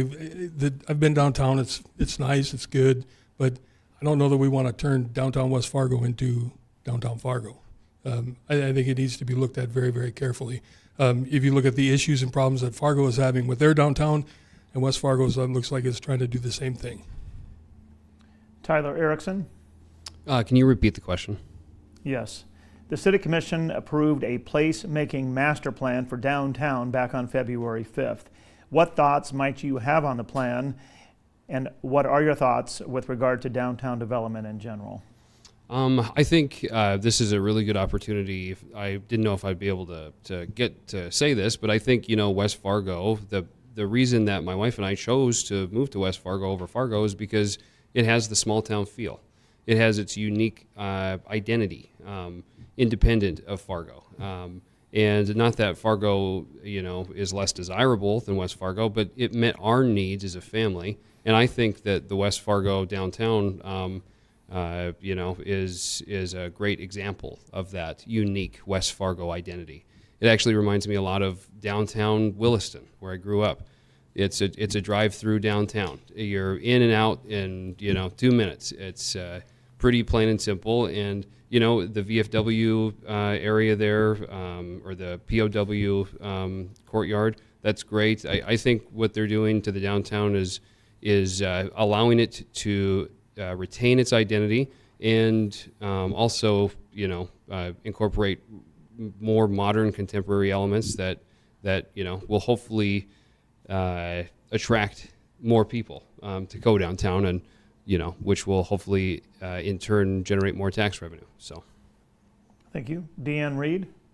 Yeah, I know. I think West Fargo is kind of a little bit of an interesting town, mostly because of how it started. And I think we're trying to create a downtown place when there's never been a downtown. And I think that's probably why it's very hard for the residents that are down there. They're struggling with it. And I mean, if you go to larger cities, they have the same things too. I mean, when I grew up in south of Kansas City. I mean, Kansas City has grown tremendously. And if you were to talk to the residents, a lot of them have felt the same way about the growth downtown. It's inevitable, and it does impact people. They should be able to have a say, but I just think that we're trying to create a downtown in a downtown area that never was a downtown. So. Thank you. Rory Jorgensen. Well, it'll be real interesting to see what Junkyard Brewing is bringing into West Fargo right now with tax revenue. You drive by there any given night, that patio is full. Unfortunately, some of the parking lots around there are getting abused by their customers and there's signs up now that you need to get your car out of here. We're a funeral home. We're a church. There's land that's been down there that was supposed to have been developed years ago. The city's charging $186,000 of property tax for a piece of dirt. Where's that developer? Why didn't he put in what he told the city he was going to put in? I like small part of West Fargo. Prime example is when cruise night goes down. You know, if you've been down there, it's packed. It brings people to this community. It brings people together. You get out, you get to walk around, see your neighbors, see guys you played softball with. It's safe. Look at the parades here in town that go through there. We're showing off that part of town. Thank you for that. Question number 9. MetroCog says the FM Metro needs an additional 16,000 housing units over the next decade to keep up with anticipated growth. Should the city take steps to prepare for this demand? And if so, what should the city do to position itself? Deann Reed, you're first on this one. Yeah, I think zoning is the first thing that I think of, but also too, I'm going to breed a dead horse, but specials. They inhibit growth. They just do. It creates an erratic market. So you're going to have people that normally could have afforded a house that was like $250,000 5, 6, 7 years ago. Now the market is so erratic. Housing prices are out of control. And part of that goes back to the way that we value, right, our property in the state of North Dakota, which is, a law, right, that the state mandates that. But I think the zoning issue, multiple family dwellings, and do it in a way that it's attractive for the area. If you're a first-time home buyer, you should be able to get into something that's a multi-family home stacked beside each other. That's pretty common in a lot of other cities. So that would be one approach I would take. Thank you. Amy Zundel. I think first and foremost, West Fargo needs to deal with the current infrastructure problems that we currently have, because there are a lot of them. So it makes scaffolding growth on top of that very difficult. I think I am also a big proponent, again, as a resident, of knowing exactly the kind of neighborhood that you're moving into. I think we've talked about Riley's Acres. I would be so upset if I had a beautiful lot on a $100,000 piece of land and then an industrial complex went in next door. The feedback that we receive, or at least I have, is very much people moved to West Fargo because they wanted to live in West Fargo and they didn't want to live in Fargo. They didn't want to live in an area with a bunch of multifamily dwellings. They didn't want to live in an area that had a bunch of mixed-use buildings. And so as we move forward, I think there's a place for that, but I think people as residents need to know exactly what they're getting into when they move into that area, and it shouldn't be something that we're building and then rebuilding and paying money in between. I think I would like to have a lot more conversations around like residential renaissance zones. I think there's some opportunity to help keep people in their current housing to reduce that impact on the housing crisis in general. And I think continuing to build on things like the program that we have with Gate City Bank, the neighborhood revitalization program. So I'm much less focused on the regional housing crisis, primarily because I think we have a few crises now in West Fargo that we need to address first. Thank you. John Severson. 16,000 is the total across the entire area, not for West Fargo. So MetroCog is a quasi-government layer that's telling government what it should be doing. So I'm not saying that they're wrong, but it just seems to be one of those layers of government or quasi-government that could be peeled away. There's no reason why, and I don't think that West Fargo needs to get into it's almost like MetroCog's trying to start an arms race between all the cities to see who can build the fastest. I don't think that's what West Fargo needs to get into. I agree, we need to take care of where we've already got to take care of what we have already, right? Make it successful before we start heading on more. Otherwise, it's going to be like a balloon. You're going to blow it up, and it's going to pop. Thank you. Rory Jorgensen. Yeah, it goes back to, I grew up in Old West Fargo. I lived on First Avenue for 30-some years of my life. That's the heart and soul of this town, and it can't be forgotten. I'm also about the growth of the future coming ahead. Fargo's pretty much getting landlocked now for commercial property. And John mentioned a little while ago that, we need to be more to that, getting close to that 50-50, because if we get more businesses will bring residential. Businesses also bring property tax and sales tax, so it's twofold. So but again, I mean, we've all said it, it's got to be controlled growth, well planned out. I mean, just can't start getting the track hose in the ground. Thank you. Tyler Erickson? So one of the principles that I think of when I hear this dilemma that we're in is just an economic principle of supply and demand. We have housing. Everybody is concerned about their property taxes going up and the mill levies going up, and how those things correlate. The reason that home values are going up is because we don't have a supply and we have an ever increasing demand, and so we have to. The only way to balance that out, and just to take one step back, that's increasing the value of homes because there's limited supply. If we can get back to basic economics and understand, there may be this potential arms race between all the different municipalities to build and to develop. That's something to consider. But the other thing is the benefit to the residents who are living here. And I think that one of the basic principles, not only of economics, is you'd hopefully decrease home values if you increase the supply. But then you would also increase the tax base to help alleviate, the per household burden for property taxes. So I think, that we do have to, this whole campaign for each of us is really how to maintain our responsibilities to our current residents and satisfy the desire for growth. And I think that those things can be, mutually beneficial, and I think they can be simultaneously met. But you do have to look at the economics of it. And I think just a simple understanding would say that you have to keep building if you want to try to help take pressure off home values. Thank you for that. Next question. What is your stance on tax abatements and Renaissance zone breaks for both commercial and residential development? John Severson, you're first here. Generally, I'm against them 100%, but each individual situation needs to be looked at individually. What benefit will that situation bring to the city and to the residents? Not just do blanket, TIFs and RZAs and just, it's the money that the city commission or that we would be giving away is money that we take from the citizens. And it's not, the government doesn't make it. They, the city of West Fargo doesn't make money, they just take money.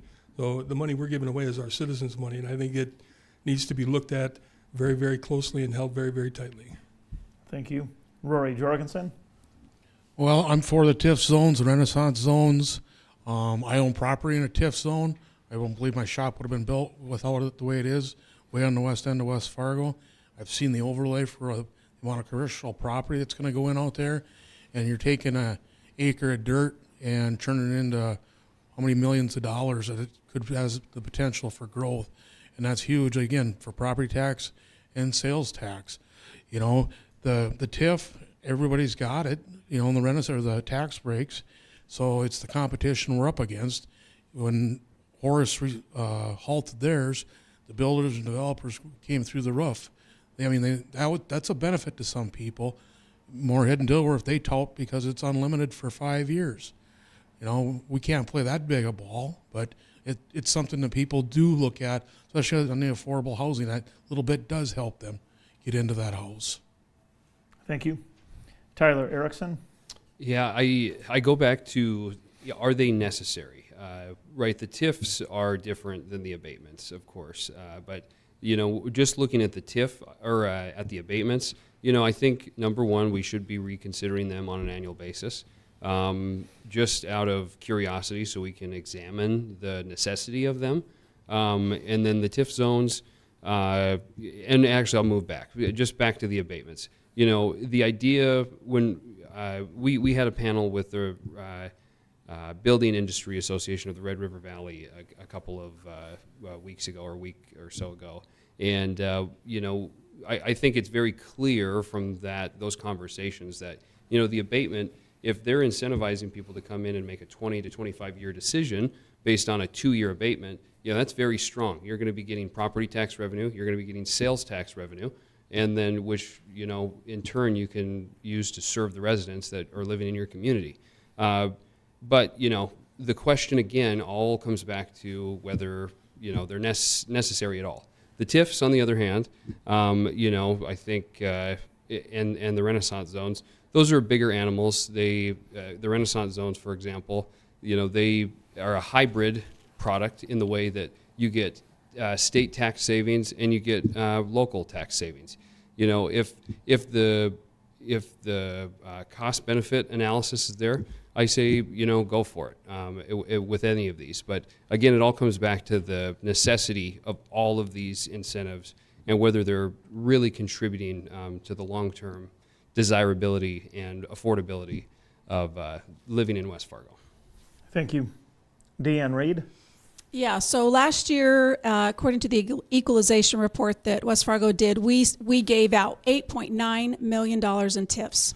And I used to think that those things were a good thing until I went out and did the actual research on them. Here's an article by David Stokes. David Stokes works for the Show Me Institute, and his article says, TIF is a bad idea that refuses to die. An Iowa study of TIF usage concluded on net that there is no evidence of economic-wide benefits, fiscal benefits, or population gains. Another study from Illinois found that economic growth in cities that did not use TIF was stronger than in cities that did, because TIF subsidies cause an inefficient allocation of resources. So where are those inefficient allocation of resources done? They're done through the per population education spending. Every time we hand out a TIF, that money that would have gone to either the school systems, the city, the fire, the police, any of our entities is taken away from them and given to them. And the city will always find money. If they need a certain amount of money, they're going to find it from somewhere. And what ends up happening is what ends up happening just like it has in Fargo. They will up mills and they will up property taxes in order to be able to do that. And I want to read last a couple of things from the specialization or the equalization report. It says, exemptions reduce the tax base for all political subdivisions in which the property is located. A reduced tax base means reduction in tax revenues collected by political subdivisions. When the city grants an exemption, the loss of revenue is felt mainly through the school systems and gets the larger share, which gets the larger share of the tax dollar. An exemption affects the county, water districts, state, and parks districts, as well as the city. So it is the city's responsibility to act wisely, prudently when granting exemptions. Cities must look for future revenue and other benefits received from those who are granted the exemptions to see if they outweigh the tax dollars. So anytime we hand out an incentive, we're reallocating those funds in a very not good way. Thank you.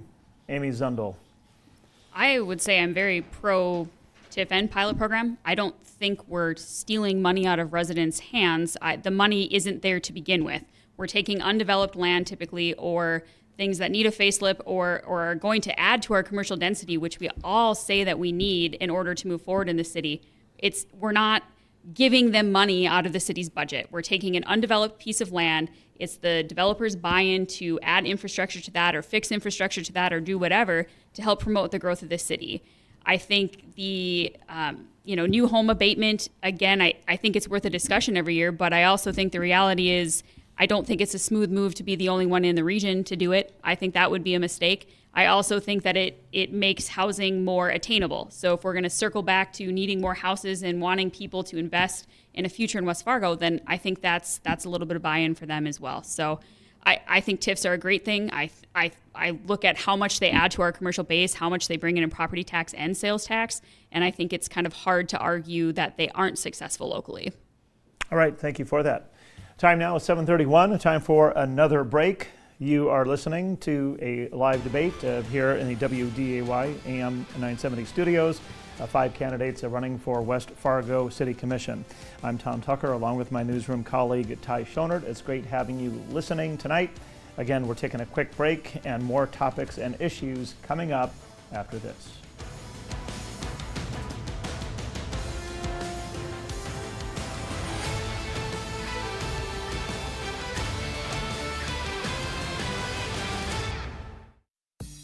Enjoy live theater this summer on the Midcoast stage under the lights at Essentia Health Plaza with Stage West and their performance of Cats the Musical. See your friends and neighbors perform in a great community theater outdoor setting. Cats the Musical with shows running June 30th through July 17th. See a full list of performance dates, details, and tickets on sale online at westfargoevents.com. That's westfargoevents.com.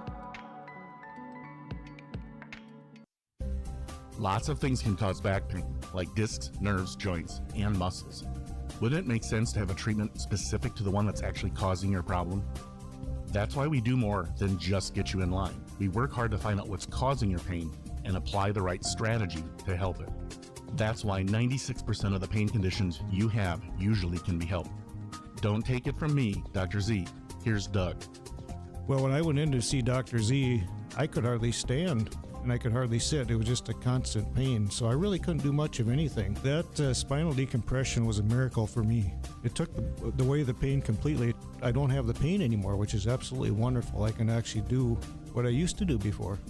Tired of the pain? Want to get back to being you? Call the clinic and tell them Dr. Z sent you.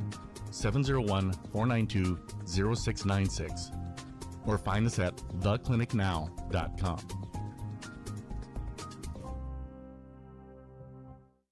Have the best summer ever thanks to Splash Super Pool and Hot Spring Spas and Pool Tables, too. Come discover why the Splash Super Pool has been the #1 selling pool in North Dakota for over 30 years. Take advantage of our Splash in a summer sale. Buy any size Splash Super Pool and receive $1,000 in Splash bucks. Affordable and portable. A super easy pool to own. Take it from Jay and I. We have one your family's going to love it. The best summer ever from the best pool ever. Hot Spring Spas and Pool Tables, too. Hurry. Deal ends May 15th. Whether you are entertaining clients or hosting a corporate or charity event, there is not a more scenic or more fun course in the area to play than Wildflower Golf Course at Fair Hills Resort. The Prairie Links design gives your guests a relaxed and comfortable feeling while enjoying a great day on the Wildflower Golf Course, featuring lush fairways and native prairie grasses, making it one of the best-kept secrets in all of Minnesota. The Wildflower staff prides itself on hosting an event that will be memorable and enjoyable. Find out more at wildflowergolfcourse.com. Theraldson Ethanol invites you to trade in your job for a career. Just west of Castleton sits one of the nation's largest ethanol facilities, a 170 million gallon per year ethanol plant. Come join a work family of dedicated team members helping North Dakota lead the energy revolution.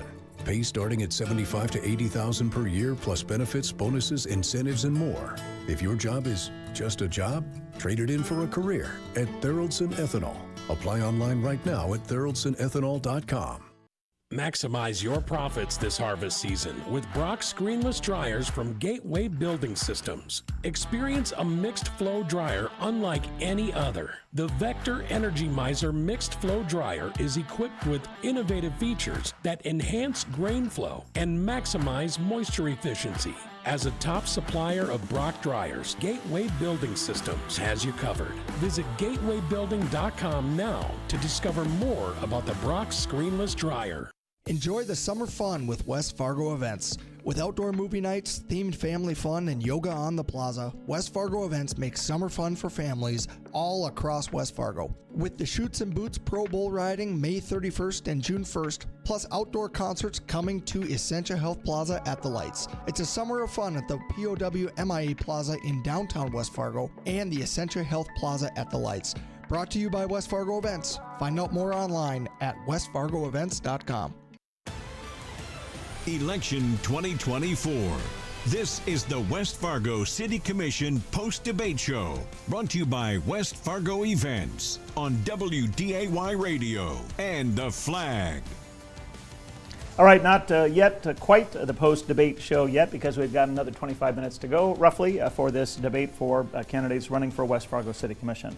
I'm WDAY Midday News anchor Tom Tucker, along with my colleague, WDAY News reporter Ty Schonert, moderating this event here tonight. You've all been terribly civil, and that's kind of, I guess, a left-handed compliment. You still have about 25 minutes left to maybe cause a little trouble or get worked up a little bit, and of course I say that in all jest, but it's been a very informative and enjoyable debate so far, so thanks to all of you for that.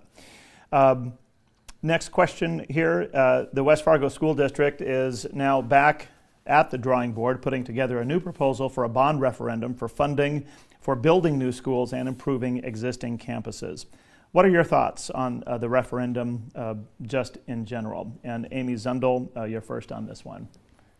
I think that this, again, speaks to having a plan. I would say West Fargo complaints revolve around why are we not building it right the first time, having to come in, destroy it, rebuild it, special assess people, and try and fit a square in a circle hole. So, I mean, I just want whatever West Fargo is doing to let's just get it right. Let's work with the city. It's been interesting from afar, and again, I'm not on the inside, so maybe this goes on more than I realize, but they seem very siloed entities, the city and the school board, and so I would like to see maybe some more collaboration and participation so we avoid future issues. But I think West Fargo as a whole is continuing to say enough is enough. We're sick of paying for things. This is overwhelming, and I think ultimately the way the bond referendum is put together, it makes it so perhaps some of the priorities are mixed in with the things that maybe aren't so much of a priority, and I don't love the way that is. So I'd prefer to see them all single digit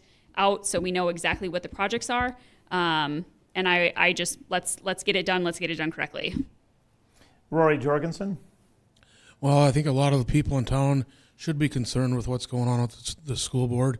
It's, if you're a property owner, that's 40% of your taxes. I think they've realized the last few times they've bought referendums, they swung and missed in the first one, and they have to keep going back, taking time and time again. It's, I do commercial reconstruction, and you show people or you talk to homeowners that, oh yeah, build me this house, and all of a sudden they get the price, and like, that's how much stuff actually cost? I mean, people don't like that punch. They want to be known, they need to have it all laid out, but schools definitely help the city of West Fargo thrive and bring residents and businesses here. Tyler Erickson. Yeah, it's a really difficult situation. I'm 31 years old. I've got 2 kids under 2. I've just hit the off-ramp on 2 under 2. So one child is 2 1/4. But I know that the clock moves really fast. I know that our kids are going to be in school very soon. And I've also got $30,000 of special assessments on my home. And I'm very cognizant of that every paycheck that I get, and every time the bill comes at the end of the year. Very cognizant of that. So I'm torn in the way that I want my kids to have really good schools to be in, and the fact that there is this ever increasing tax demand on our pocketbooks that it just seems like it's never going to go away. I wholeheartedly agree with what Amy said in the way that we have to get this right. It seems Brooks Harbor, for example, it's at capacity. And how is that at capacity when they knew that all of these developments were going to be around? It looks like it should maybe be 2 times the size of what it was built as. And I understand maybe the appetite wasn't there for the cost of the school at the time to build that big. But I still, it obviously would have been much more cost effective to do it on the front end than on the back end. So I ultimately will have to support the referendum for my children, and that's what I live for. That's what I'm here to do, is to hopefully provide a good learning environment for them. Obviously, the numbers have to work out, and the necessity, I have to feel and see the necessity for it. But it seems pretty clear, at least in Brooks Harbor, that we do need an expansion. So I would support the referendum, depending on the verbiage. Thank you. Deann Reed. Yeah, the city's got the school system's got a couple of issues that I would just suggest to them to try to put a referendum before the voters, right? And within the next year, the next 2 years, until the city works through how they're going to do the special assessments, because the property taxes right now, for what Rory said was 40, it's actually 44 to 45% of our property taxes go towards the schools. And some of that is a little bit of the open enrollment that West Fargo has. We're taking in students from other locations through the open enrollment, so that's another problem. And I get it, we're growing. People want to be here, want to come to put their kids in school in West Fargo. But I would just I'd caution them to say no. I mean, that one thing that I found out real quick, knocking on doors, they all said the same thing. They're killing us with property taxes and special assessments, and now the school wants to build another hockey arena. Just can't do it. So I would just caution them to say no. John Severson? One of the things that makes West Fargo special are the schools and the school system. It is very good. But it also needs to, the school board and the city commission are not connected. They're completely siloed. We don't make any decisions for the school board. But the referendum, I'd have to read it before I would say I agree or disagree with it. But I think you get the feeling, and maybe the citizens feel this way because I kind of feel this way. Maybe we should pay the credit card debt off before we start taking on new ones, or go find another credit card to charge up. I mean, let's start paying off that debt. Let's start paying that stuff down. If we're not paying for one, and then we wouldn't have to start paying for another. It's when you're paying for them both, it gets to be difficult, and I think that's the part of the issue. We need to kind of start eliminating some of the debt that the school board, the city, everybody, just government as a whole. Thank you. Moving on, question number 12. If the police or fire chief came to the commission saying they needed more police officers or more firefighters at a number much higher than what the city was anticipating, as a commissioner, how would you respond to that request? Tyler Erickson. I think, as an attorney, it's probably not surprising. I very much believe in the rule of law. Very much believe that the legal foundation is kind of the cornerstone of a safe community, and also public safety, including the fire department.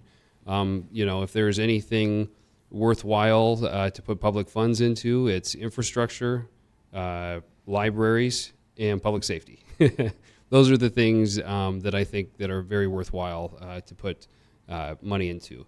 And, as was mentioned to me just in the coffee break that we had, when you hire an individual, it doesn't mean that you just are paying a salary. You've got multiple collateral costs to hiring individuals in the form of equipment, benefits, et cetera. I'll just remain cognizant of those things, but inevitably I'd have to support it if the data was there. John Severson? I would have to look at the request to make sure, but I would have no problem. I think if you're having trouble and you dial 911, depending on the situation, you want a guy in blue to show up, or you want somebody with a red truck to show up, and you want them to show up quick, plain and simple. I think we should be supporting the police and the fire. That's an actual legitimate cost to a city government. That's not, a hockey arena or this or that. It's a legitimate cost to the city, and I think we should really look at funding the police and the fire at the level that the experts, the chiefs, would think would be correct. Thank you. Deann Reed? Yeah, I would look with partnerships with Fargo. If there's a way that we can somehow overlap with existing streets in order for us to maybe make those 911 calls or what have you, but I think a partnership with Fargo would be good. I think the other thing to say is that I want you guys to know that the police chief in West Fargo has an amazing financial director, and they do a phenomenal job of predicting outcomes for what their trajectory is for their costs over the next couple of years. So kudos to him and his finance director, because they've actually done a really good job. I would just say, again, partnerships with Fargo and where we would need help on 911 calls. Rory Jorgensen? Yeah, it goes back to the city leaders themselves also having to look ahead to plan. I'm very pro police, pro fire. How did we get to a point where we needed 11 guys? What happened where we didn't foresee this in the future? They're working on their 10-year plans. There's a lot of areas in the south of town by Osgood and that, it's mutual aid. First truck gets there, they don't care what color that truck is, as long as it's bringing water and help. We jump in the fire truck, and I used to tell the new guys, you're going to be the best part of somebody's worst day right now. So like they say, they don't care who shows up. They all work together. I've been over to Moorhead on fires, I've been to Fargo. Look at during the riot. Everybody with a gun that carried a badge was in downtown Fargo. Them business owners didn't care who was there, but they protected that town that day. Thank you. Amy Zundel? Yeah, so I'm obviously very biased in my answer to this, and I acknowledge that very well ahead of time, but life requires prioritization. That's just the end of it. That's how budgets work. If you have all of the amenities in the world and you do not have public safety, you have nothing, because no one's going to want to go and enjoy that. I think our region does an amazing job currently with mutual aid that exists. Fargo and West Fargo are on, kind of auto mutual aid for some things. I think even in parts with Horace, we're on kind of an auto aid response. I think people in the county regularly will help back up kind of the outsiding things. I'm thinking of even places like the fair, where the fair is technically the county, but the roads to get to the fair up to a certain point of the city. So I think we have excellent partnerships that exist. And so I'm going to assume that if a police chief or a fire chief is coming to me to say, I need this many people, I'm going to trust their expertise with that. I want to ask questions. I want to know, similar to some of the other points, how did we make this giant jump? Was this something we can look forward to and do better in the future? Can we support the bandwidth of this? And, again, how could we have been more proactive versus reactive with it? But I think I'm always going to vote pretty much yes on public safety. I don't think any of the public safety leaders in our area would ever request something that wasn't necessary. All right, and thank you for that. We're starting to run a little short on time, and because of that, before we go to closing statements, I'll ask one more question, and the answer will be limited to 1 minute. If elected, what would be your pet project? Rory Jorgensen. Continuing the growth of this great town, making it business friendly, but being well prepared ahead of time, and again, making sure the town's safe. And okay, thank you. Tyler Erickson. I think, finding, if I had to pick one thing, it'd be finding ways to continue making the city of West Fargo desirable. Anecdotally, that's, my wife and I, we moved here because we were excited about the opportunities here for us and our children. And I think, in conjunction with that, it's the schools. Building the partnerships with the school district so that we, continue down this managed path of growth with transparency and education, so people believe in what we're doing and why we're doing it. And that's what I would prioritize. Thank you. Amy Zundel. Creation of a 10-year plan and a vision for the city that accounts for how we're going to grow. What do we need to have in place beforehand? What do we have to scaffold for infrastructure? What do we need for police and fire? And doing so in a way that really brings all of our community stakeholders to the table in a way that is collaborative, where we can have discussions about how decision A affects decision B and group A's direction in this way, how it affects that. And most importantly, bringing the people that have historical context of West Fargo to be a part of those discussions as well, because we always can learn a lot from what's happened and why things happened. So my pet project is definitely just a very robust 10-year plan and vision for the city. Thank you. John Severson. I would like to find a way to reduce the city budget yearly and then to retire all the debt that the city has. Find ways just to reduce costs within the city and to eliminate debt. I mean, that's really what the city needs to do. Thank you. Deann Reed. Yes, I would work towards weaning us off special assessments and using that as a funding mechanism, which it can be done. Minot doesn't do it. Willingston doesn't do it. Other cities don't do it. There's another way that we can fund our projects that we need, short and long term. So I would be working towards changing the mindset at the city and helping them to discover that there's other options for us to be able to fund what we need to do. And thank you for that. And that now leads us to our closing statements. You each get up to 2 minutes for that. First is John Severson. Well, again, I thank you for the opportunity for all of us to come up here and let the public find out what they're going to be voting for. I don't believe that I'm part of a good old boy network in West Fargo, and I'm not. This is not my first political stop on a long career. If you look at times of life, a lot of people in town or in the city are married, kids. They're busy. They don't have time to dedicate to public service. My kids are graduated. I have the time to be able to give back to the city that has been very, very good for my wife and I and our family. So that would be my only thing, is to I'm just trying to give back, and I want to try to do the best I can for the citizens of West Fargo, and that's just it. John Severson, thank you. Deann Reed. Yeah, I mean, I just go and ask the citizens of West Fargo, what path do you want to continue? Do you want to continue the trajectory that we're on where the city uses special assessments and property taxes as a mechanism to always go to fund projects? Or do you want to actually have low, sustainable, predictable taxes? There's a pathway out of this. Some of it may mean we have to get the legislator involved to change some of the language that we have when it comes to valuations and minimize or keep cities like West Fargo from using special assessments as their constant mechanism tool. But I would just ask them, if you're ready for change, if you're ready for us to do something, if you're ready for us to have low, sustainable, predictable taxes, then I'm your candidate. Deann Reed, thank you. Rory Jorgensen. Well, I was really excited when I got to announce, my candidacy for the West Fargo City Council. And a lot of my friends, a lot of business owners that don't actually have, or they own property in West Fargo, but they don't live there, so they don't feel they got a say. My goals focus on growth, fiscal responsibility, and common sense. I want to bring fresh ideas, positive solutions, and openness to listen to the ideas and concerns of all taxpayers and business people in West Fargo. I'd also like to get a lot more of public's input and quit spending money on all these consultants. We can solve our problems here. With the garbage, didn't need to be spending $120,000 on how to pick up garbage. There's other places we're using consultants.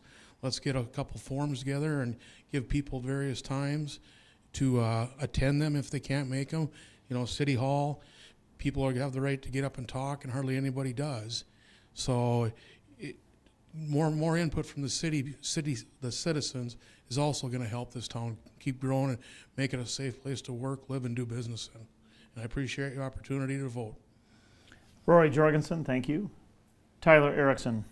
Well, thanks again, Tom and Ty, for moderating. Nice to see you guys again, and thanks to all the staff in the studio for doing everything they can for putting in the late night shift again with us. I really appreciate it. This has been a really good experience.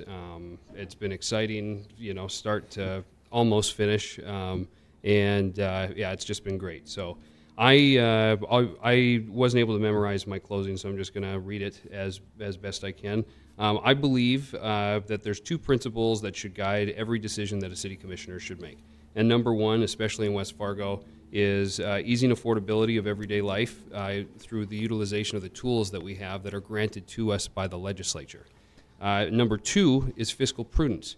And at times it appears that these two principles, easing affordability and fiscal prudence, are at odds with each other. But what I've learned through my campaign is that they frequently align, in fact.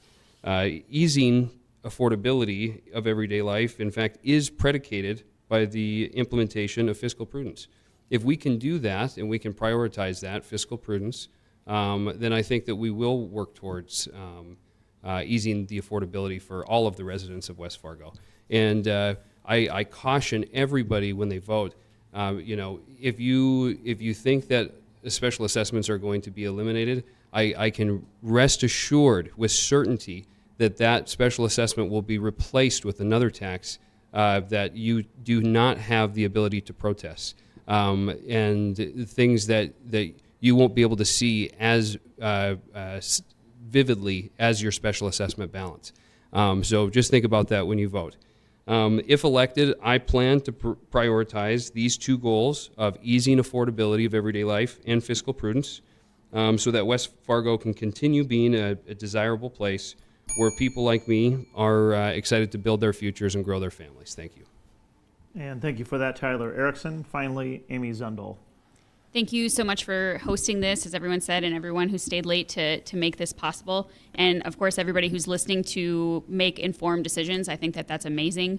When I decided to run, it was really important to me to run an authentic campaign and to not run on anything that I can't deliver on, because I think the general public is very sick of seeing that cycle over and over again of these high promises and inability to really deliver. So the only thing I've really promised from the get-go is that I'm always going to show up. I want to listen. I think I have a very strong work ethic. I'm very action-oriented, people-centered, and I always want to prioritize people over any political agenda or anything else that's going on. So overall, you have some great candidates here to choose from. We all offer a little bit different ideas to bring to the mix, but overall, I would just ask that everybody actually get out and vote.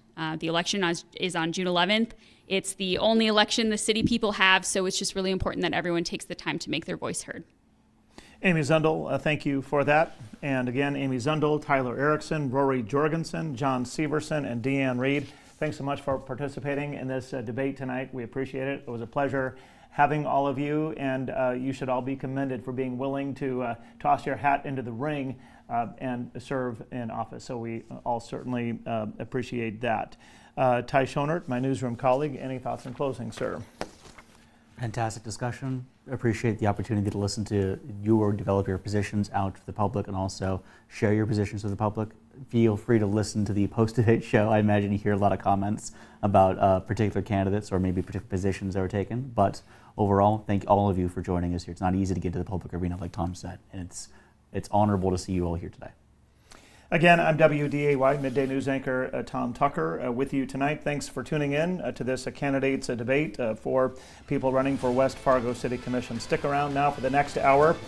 Jay Thomas and Steve Hallstrom will take over, and they will be taking your phone calls and emails as well. And that will be live on both WDAY AM 970 and AM 1100 The Flag.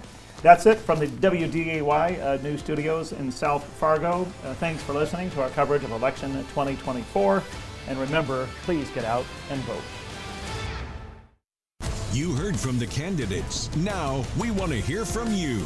The West Fargo City Commission post-debate show begins in moments. Brought to you by West Fargo Events on WDAY Radio and The Flag. See the excitement of professional bull riding at the Essentia Health Plaza at the Lights. Friday, May 31st and Saturday, June 1st. Doors open at 5:30 p.m., mutton busting for the kids at 6. Bull riding will start at 7 p.m. with 40 professional riders per night and the top competitors riding back for the big money in the finals right after. Tickets are on sale now. Don't miss all the excitement of Pro Bull riding May 31st and June 1st at the Essentia Health Plaza at the Lights in West Fargo. Get your tickets today at westfargoevents.com. I'm just not able to keep up at home like I used to. My days seem so long and lonely. Mom, you don't have to do it all by yourself. Have you considered moving into a retirement community? Bethany offers wonderful amenities and endless activities. And I won't have to cook or clean. At Bethany Retirement Living, we understand that taking the next step can feel overwhelming, but our team of compassionate caregivers are here to help. Visit BethanyND.org today. Reside, relax, rehab. West Funeral Home in your difficult time. Have you planned for all your life's events? At West Funeral Home and Life Tribute Center, we would be honored to have that talk of a lifetime with you. Through pre-planning, we will help honor and celebrate your journey on Earth so you can leave your family a lasting, treasured memory. Discover the difference. West Funeral Home and Life Tribute Center. Little things make the difference. It's a mega huge 30-year anniversary blowout at Comfort King Mattress Factory. Hey, what are you doing? You know Comfort King doesn't play that fake sale game. For 30 years, we've simply offered our everyday factory direct pricing on the world's best handcrafted mattresses built right here. No gimmicks, just the truth. Well, we should do something to celebrate. That's why for the month of May, every mattress purchase gets you a free bundle pack. That's sheets, mattress protector, and pillows for free. Cool. This month only, get a free bundle pack at Comfort King. Adam with Cheyenne Gardens joins us to talk about bare root planting. All right, so Adam, what is the benefit of bare root planting? Well, there's a few benefits to bare root planting. One is you get the project done right away because we do bare root planting really early in the spring, right? Starting about mid-April this year to probably middle of May to even the end of May, depends what the weather does. You usually dig a little smaller hole because you don't have that big clod of soil on there. And the other advantage is it costs less money. It's a little cheaper to buy a bare root tree. And we're not talking like little 2-foot saplings. We sell 6, 8 foot, 9-foot bare root trees. They're mature sized trees like you'd find in a pot. Smaller hole, little cheaper price point. The disadvantage of bare rip planting is you have a shorter planting window. We have to get it done before the weather gets really warm. And so you want to make sure you get your bare rip planting done really early, as early as we can in the spring. So we're kind of tied in with the trees that we have out already established in the yard. All right, thank you, Adam. Cheyenne Gardens, a great place to wander, admire, and explore for the largest variety of trees, shrubs, and bedding plants in the area. Just 10 minutes from Fargo, up I-29 in Harwood. Put Cheyenne Gardens on top of your list as the best place to visit for your gardening, landscaping, and other needs this year.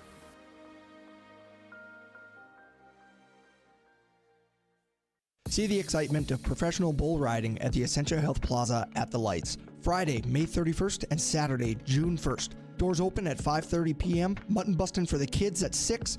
Bull riding will start at 7 p.m. with 40 professional riders per night and the top competitors riding back for the big money in the finals right after. Tickets are on sale now. Don't miss all the excitement of Pro Bowl riding May 31st and June 1st at the Essentia Health Plaza at the Lights in West Fargo. Get your tickets today at westfargoevents.com. The candidates have spoken. The West Fargo City Commission post-debate show starts now. Brought to you by West Fargo Events on WDAY Radio and The Flag. All right, here we go. It's the post-game show. Myself, Jay Thomas, along with Steve Hallstrom. Just heard the 2-hour debate. 5 candidates, 2 seats. City of West Fargo, Amy Zundel, Tyler Erickson, Rory Jorgensen, John Severson, and Deann Reed. And Steve, you and I sat in my office and took in the whole thing. And what'd you come away with? Well, I think the future of West Fargo city government is in pretty good hands with these 5. Yeah. I do. Like I did a couple weeks ago when we did the Fargo City Commission debate, I'm going to try really hard to let you know when I'm speaking as someone who approves of something I heard because it matches my philosophy. Yeah. And I'm also going to try to tell you when I thought this person just handled the stage well.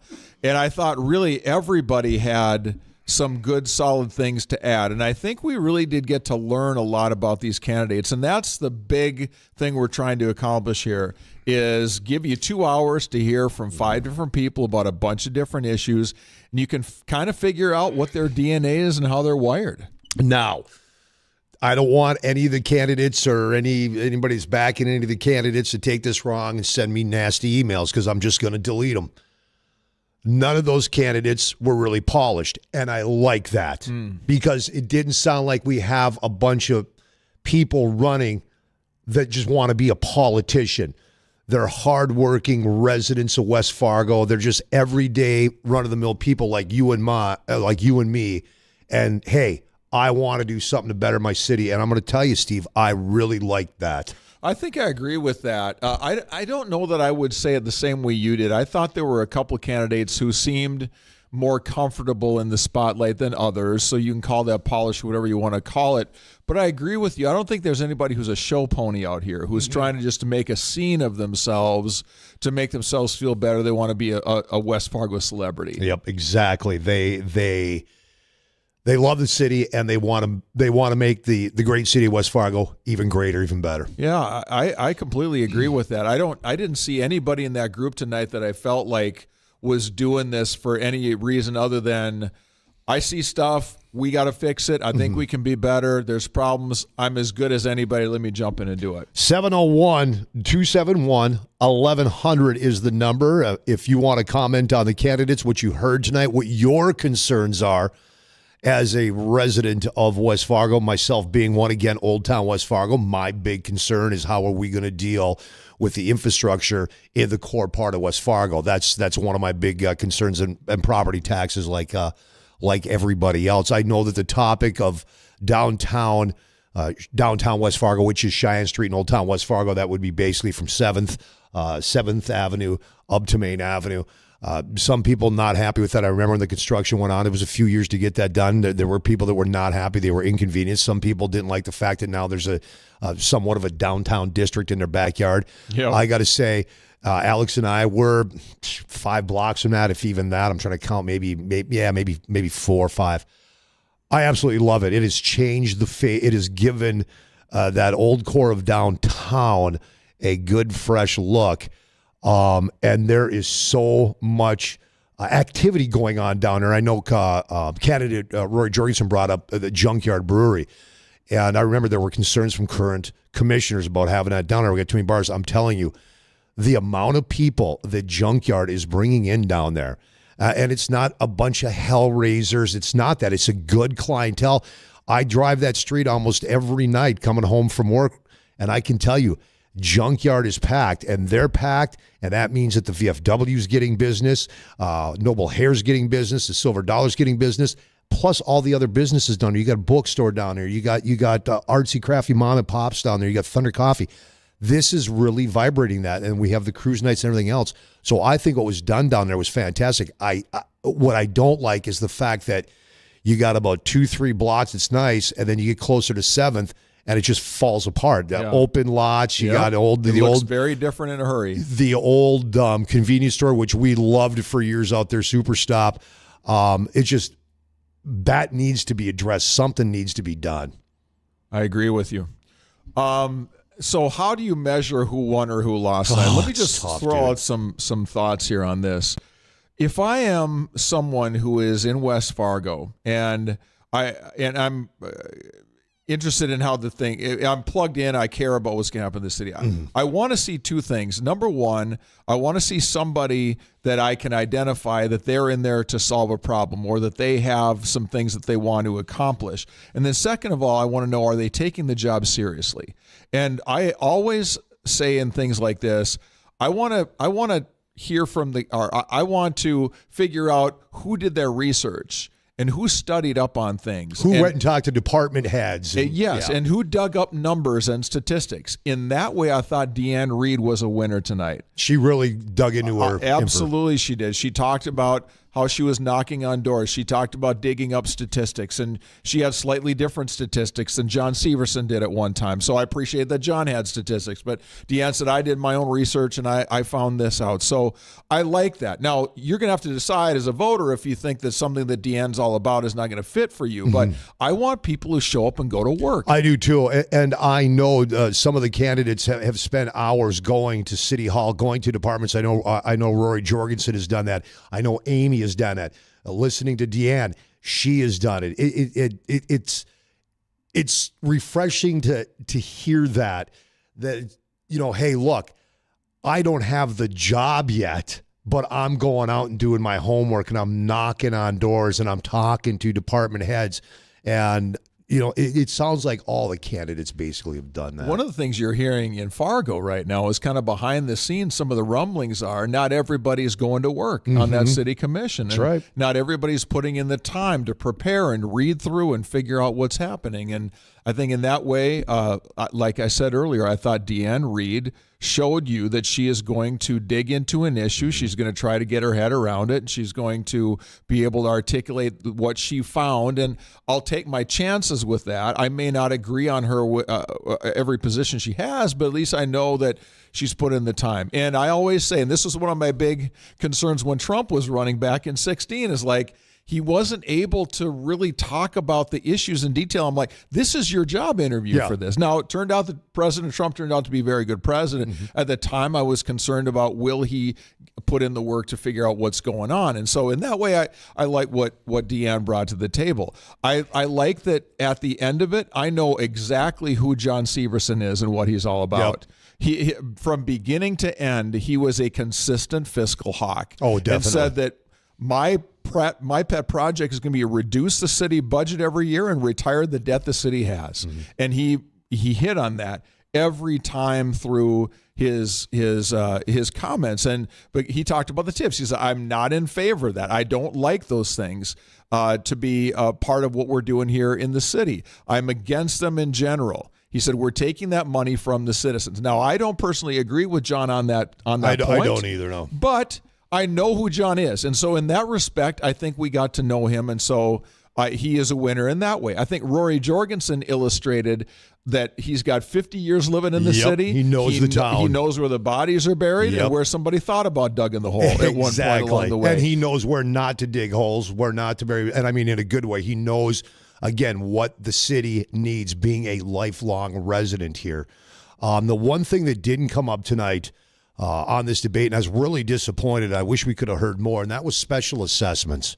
Now, you know that's sarcasm. I was like, is that a drinking game? That's wow. Take a shot whenever you're We know where they're all at pretty much on special assessments. But Pretty I did much. like Tyler Erickson's response. He's right. You're not getting rid of special assessments. You may think you are, but it's just going to be named something else. They're still going to be there. What I don't like is how special assessments are handed out, and I wish we could have got the candidates to get more into, hey, look, let's be real here. These special assessments, as much as we dislike them, they're not going anywhere, okay? So how can we work with the special assessments? And I've brought up multiple times that I think the way special assessments should be handled, and I think it would be a lot more palatable to the citizens of any community, and that is, look, if you're doing work on my street, I don't expect the entire town to pay for that. That's my street and everybody's using it. But when you're doing a project on Cheyenne Street, 13th Avenue, or major intersections on major thoroughfares, that should be assessed to the whole city because that is a main thoroughfare. That should not be just an small assessment district. There's got to be a way to figure out how to work these assessments so you're not getting hit with, tens of thousands of dollars on a project that, hey, wait a minute, half the city, if not most of the city, uses this. Yes. So why are we the ones paying for it? Well, because down the road there'll be another big one and you won't get hit with that. No, the big ones like that, where it involves major arteries or major parts of the city, that should be spread out through the whole city. Yep, I agree.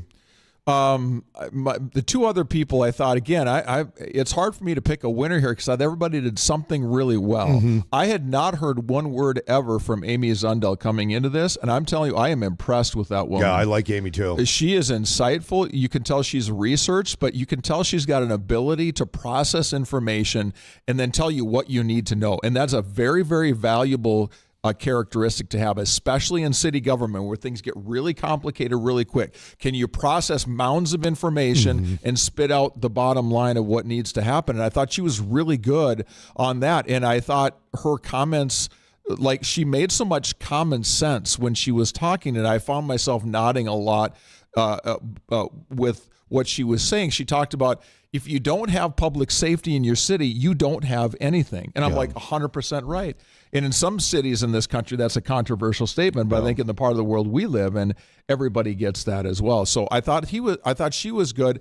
And then Tyler Erickson, for being 31 years of age, I thought he showed a remarkable ability to understand West Fargo for only having been here for a year and say, look, I'm honest enough to tell you that for me, part of the quality of life here is that I'm going to have kids going into the schools. Yeah. And he speaks for a ton of young West Fargo families who have those kids going into schools. And that's a good thing to have on your city commission. Someone who's in that area where their kids are going to start going into the school soon. And I like the fact that he spoke independently. He said, people aren't going to necessarily like to hear this, but you're not going to get rid of special assessments. So it's going to just turn into something else. Yep. So I really thought as far as who handled the moment the best tonight, who sounded like, hop on my back, I'll take you there. I like Deann, and I thought Amy was really good in those areas. I thought they were, if I had to pick like who owned the stage the best tonight, those were the two I would go with. But again, I can find something I really like about all five. And I didn't see anybody in this group, Jay, where you go like, what are your priorities? You want some day of trans, remember, whatever? None of that. Like, there was none of that. There was none of that. It was about let's run the city of West Fargo really well so that we have a great city going forward that will attract people to come here. It was none of this BS about like culture wars or should we have a day of this or a day of that. These were pragmatic people that you can tell know how to solve problems in their own families, and I think they want to bring that to the city, and I think that's wonderful. If you're a West Fargo resident, I think you're really ecstatic about what you have for your choices here. West Fargo, as fast as it is growing, still is that small North Dakota mentality. And like you said, you didn't hear anything about this day or that day or, a war halfway around the world or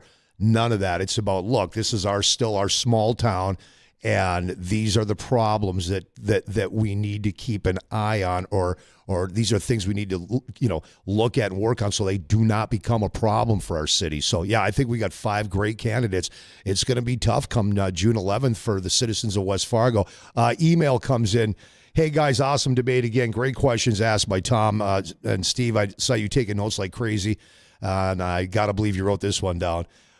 Do you have the tally of who was against property taxes and legal pot? Oh, yes, I do. So we wrote this down because Jay and I were in it. So it's the Becker plan and then the can. Okay, so on the Rick Becker plan, everybody was a no except John Severson and Deann Reed. Okay. And then on cannabis, everybody was no except Tyler Erickson. There you go. And if I had anything that I left up, I was begging for more. It was tell me why you support Rick Becker's plan or why you don't. Because they were both in there screaming, "Go, come on, come on!" Well, and I suppose, and in fairness to Tom, and isn't it funny we get to rip on our colleagues when they're not here? No, but in all fairness to Tom, it's not really an issue that a West Fargo City Commissioner could do anything about. No. That's a decision that's going to ultimately go in front of voters. Yeah. You can talk about the impact of it, but it's not necessarily something the West Fargo City Commission does. Well, so no, I get maybe why he didn't want to go there. It does have an impact on the city, and if you're a commissioner, that impact is now true. On your table. That is true. Because now you're being told, look, you're no longer collecting property taxes above this level. Yeah. So it kind of is. Hey, the number's 701-271-1100 if you want to comment on tonight's debate. Questions, comments, concerns, what you thought was kudos. Phone lines are open. The post-game show, myself, Jay Thomas, along with Steve Hallstrom. What else you got down there? What else did you put on your list? Oh, I got notes. What do you want to hit crazy next? Here. So I learned something tonight that surprised me. I can't say stunning moment where my jaw fell to the floor, but Deann Reed, I told you about, she did some research on different things. Mm-hmm. She told me tonight that the growth of West Fargo is actually slowing. I had not heard that I have not before. heard that either. So she's got data somewhere that says we have slowed down in our growth. it was from, she called it an equalization report. So that is good to know because it tells you something about the trajectory of your city. Now, that doesn't mean it's going to stop growing. It's like inflation, right? Inflation is not going down. No. The cost of things are not going down, but inflation might be slowing. But is growth slowing down for a little bit because of inflation and because of interest rates on homes? That's what's slowing down your growth. Yeah, and I think somebody mentioned that too. Hang on, callers. We'll get you in a second. So I thought that was interesting. I hadn't heard that before. I love the questions that Tom and Ty brought. Yeah. I love the question about if the police chief and the fire chief come to you and say we need more people than what, I forget how the question was, and what you think you absolutely need, what are you going to say? I think we learned a little something about these candidates. Basically, every one of them said, I would support going a little heavier on those areas. Now, I thought that was an interesting answer because my answer would be a little different for police and fire, but that's maybe another radio show. I'm a firm believer that if your police chief or your fire chief comes to you and says, look, city commission, here's the deal. My guys and gals can't do it. I need 12 more officers. I need them now. And the city was only budgeted for, let's say, 5. But your chief is coming to you and telling you, we cannot handle the city. This is what I need. I don't even second guess the chief. He's the boots out there. He or at least he better be. He's the damn chief. He's the boots going on. I'm going. We'll figure it out. We'll get you in because once I'm with you on that. Once you lose on the crime level, you are hurt now as a city. You do not want to fall behind that 8 ball. And it's the same thing for fire. You want good response times. You need those response times. And having those good response times also helps with your homeowner's insurance because you get a better rating. But yeah, that's what I wanted to hear. Like, I heard them. I didn't hear any of them hem and haw on that. Let me grab Brad here real quick. Hey, Brad, you're up on the post-game show with Jay and Steve. Hey, guys. How you doing? Good. What's up, Brad? Hey, really quick. I was at the Fargo City Commission meeting tonight, and this special assessment deal, you need to understand there's 2 kinds of special assessments. One is new construction, like out in the middle of a field somewhere, and the other is in-town construction, Jay, which I think is what you're talking about, where you assess a bunch of lots in a city. And so you need to make a differentiation, because this guy that says you'll always have them, I disagree with that. You'll always have them in the city, but new construction, in my opinion, just ought to be eliminated. I've lived in a lot of cities in my career, and nobody does this like Fargo does, and it's ridiculous. Gary brought us up a lot. Fargo's like a bank. Yeah, let me stop you for a second. You're right. Good call on that. And that's what I meant, Brad. I'm talking about, like, okay, your streets need work, or, hey, we've got to rip up this main thoroughfare. That's the special assessments I'm talking about. What you're talking about, I'm with you on that one. You know, I mean, these cities should not be bankrolling these new developments. They shouldn't be doing that. That's not the job of a city to be bank. And then you find out, at least, Brad, I don't know if you know this, Fargo actually charges you interest on those special assessments. Oh, don't get me started. Yeah. Gary knows all about this. I'll tell you, I was out there tonight. I'll let you guys get back to this, but look into what they're doing to Mid-America Steel. I just saw the story. I'm going to talk about it tomorrow. It is unbelievable.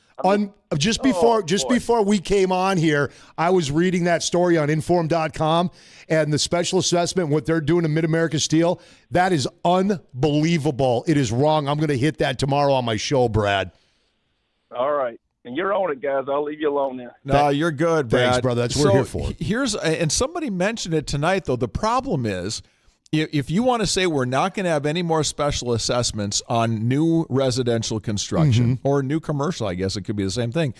That's all fine and dandy, but no developer or no builder is going to want to build homes in your city then, because they're going to go next door to Fargo or to Moorhead, where they do have this process in place.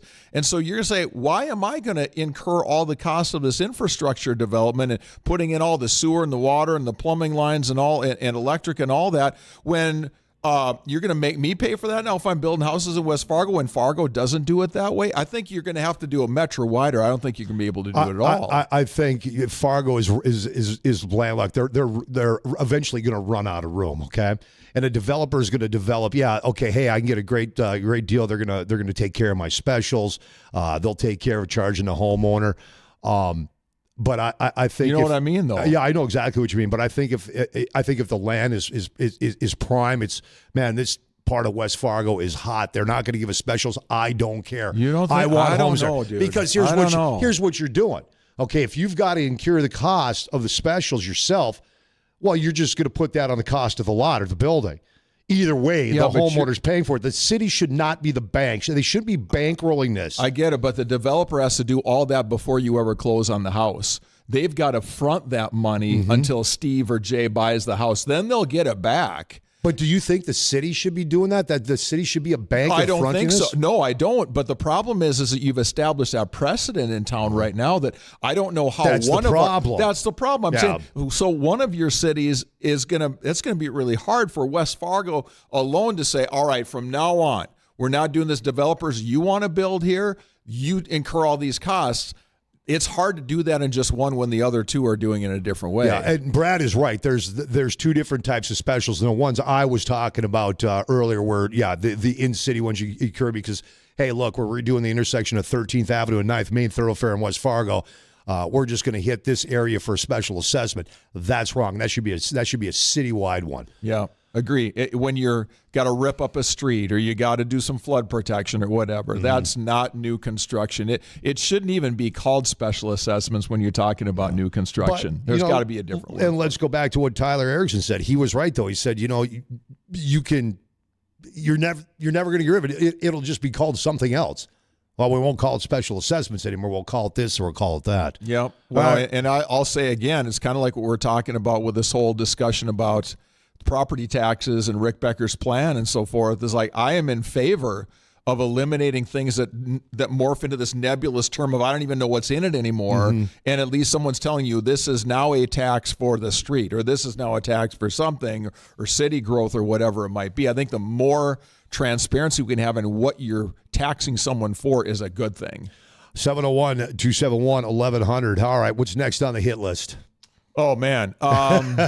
Let's see here. What was another good thing here? The toughest question that Tom asked all night was how do you manage the growth in the city? And I didn't think anybody had a great answer for that because the question is so big. Like, how do you manage the growth of a city? And different people hit on different parts of it, but that's a really hard thing to figure out. Like, how do you manage when a city is growing? Because you've got a plan for what's going to be developed in certain areas. Someone talked about zoning, and that was a good point on that. But how do you do that? I believe that was Rory that brought up the. I don't remember here either. But that's such a big topic. But planning the growth of a city is not much different than planning the growth of any other thing. You've got to say, all right, do we want people to come here? Yes. Okay. How are we going to make it attractive? And you put those things in place. And then what it all boils down to, whether you're talking about a city or a school or a church or business or whatever, is watching your expenses and needs versus wants. And I thought John Severson was really strong on this tonight about, there's a lot of things you'd like to have, but that's not what the city is here. The government is here to do things that the people cannot do for themselves. Everything else has to be done by somebody else, unless you want to invest with your tips and your pilots and whatever. That's a different conversation. So really all of this conversation about managing growth gets down to, let's do it for the least cost possible and then tell everybody else what their share of the remainder is going to be and see if they still want to live here. 701-271-1100. I want to talk about TIFs, too, because that came up tonight, too, amongst the candidates. I think you and I are on the same page when it comes to TIFs. Ross is out in West Fargo. Ross, go ahead, jump on the postgame. Hi, guys. Once again, I listened to your debate for the Fargo City Commission, which was very professionally done, and you duplicated it again tonight, so thank you for it. We'll pass that along to the guys. Thank you. Yeah, absolutely. I have three things I'd like to touch on, and one of them is with the question that Tom asked them about if the chief of police or the chief of fire came and said we need, and I'll throw my numbers out, we need 11 more people when the city thought they were going to hear 5. Yeah. Well, the city commission lives in the city of West Fargo. They can't understand the growth, and they really think only 5 was going to be enough. I'm with you. It's funny because Steve and I were commenting on that in my office that, as a commission, you should know this. You should never have your police or fire chief coming up and going, hey, I need this many and being shot. You should know this. You should know the growth of your city. You should be on top of it. But it's something that you have to keep an eye on because at some point it may happen. Yeah, absolutely. And no, you finish. What's our caller's name? Ross, you go ahead. I got all night to talk, but you go ahead with your other couple points. No, that's fine. That's fine, Steve. Well, the other thing is I think Amy was the first one that brought it up, and one of the other gentlemen brought it up too. I heard the comment about the city of West Fargo. Well, I guess it's any city, but the city and the school system are separate silos. Yep. And I guess I'm probably ignorant on this, but I don't understand that because without the city, the schools can't be built, and without the schools, the cities don't need to exist. Why are they separate entities?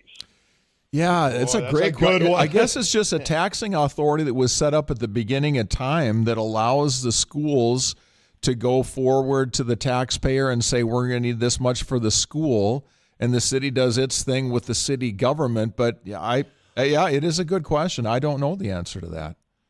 Maybe one of the other veterans who's been around. Yeah, it's a good question. The only thing I can think of, Ross and Steve, why that is that way is maybe so, it's like, I'm not trying to compare this to the federal government, but there's separation of powers. The schools, we need this. They don't have to depend on a city commission for their growth, because like you said, if the city grows, you need more schools. But does the city grow if you don't have the proper schools or enough schools? Right. It's kind of a rock and a hard place. So I'm wondering if maybe that's why. And I love in West Fargo that they can't just say, hey, we're going to build $147 million. We're using taxpayer money. They got to come to the people. So we have control over that. Although I'll tell you, everybody on the West Fargo City Commission right now is thankful that they don't have to figure out the schools thing. Yes, they are. That's true. And I'll just close quickly, guys, just by saying I think one of the problems in West Fargo, I'll preface this by saying this. I wouldn't agree with what Jay said. I love what they've done downtown in Old Town West Fargo with Cheyenne Street. Now, if they, down the road, make a decision to duplicate what's on the west side of Cheyenne and put it on the east side, I'm out. I didn't move to West Fargo to live in downtown Fargo. There are a lot of people that feel that way, Ross. There are. Yeah. Ross, appreciate. And I'll just quickly close by saying I think the biggest problem West Fargo is facing now is what Wilson faced during the oil boom. They're outgrowing their ability to grow responsibly. That's a good point. That's a good way to look at it. Tell me more about that. How are they outgrowing their ability to grow responsibly? What do you mean? I think I agree. I don't remember which candidate said it. It might have been John, or it might have been Rory. Either one of those. But how do I word this? I am all for more business being brought in. I'm not a big fan of the TIF program, but whatever. I think you have to incentivize people to want to live in a different city than they currently live in. You have to give them a reason. Schools are number one, and I get that. But you have to have the businesses available that provide consumer access. It provides jobs. But I think what's going on in West Fargo, in my opinion, is as you go between, I would say probably Interstate 94 to Horace, is there. It's we hear the term like downtown Fargo. They use the term infilling, and I get it. Yeah. But West Fargo is infilling with housing. Yeah. Is there enough businesses to sustain that growth of housing? Ross, you're not the only one. That has been brought up and talked amongst citizens for a long time. And where that really came up, Ross, was the unique situation we have on Veterans Boulevard. Of course, 9th turns into Veterans. Right. If you are heading south on Veterans Boulevard, the west side is West Fargo. But everything on the east side of Veterans, that's Fargo property. And if you look, there's a lot of businesses on that east side, which is Fargo. You look on the west side, there's a lot of multi-family homes, apartment buildings, and a lot of people were questioning that, saying, why are you doing that?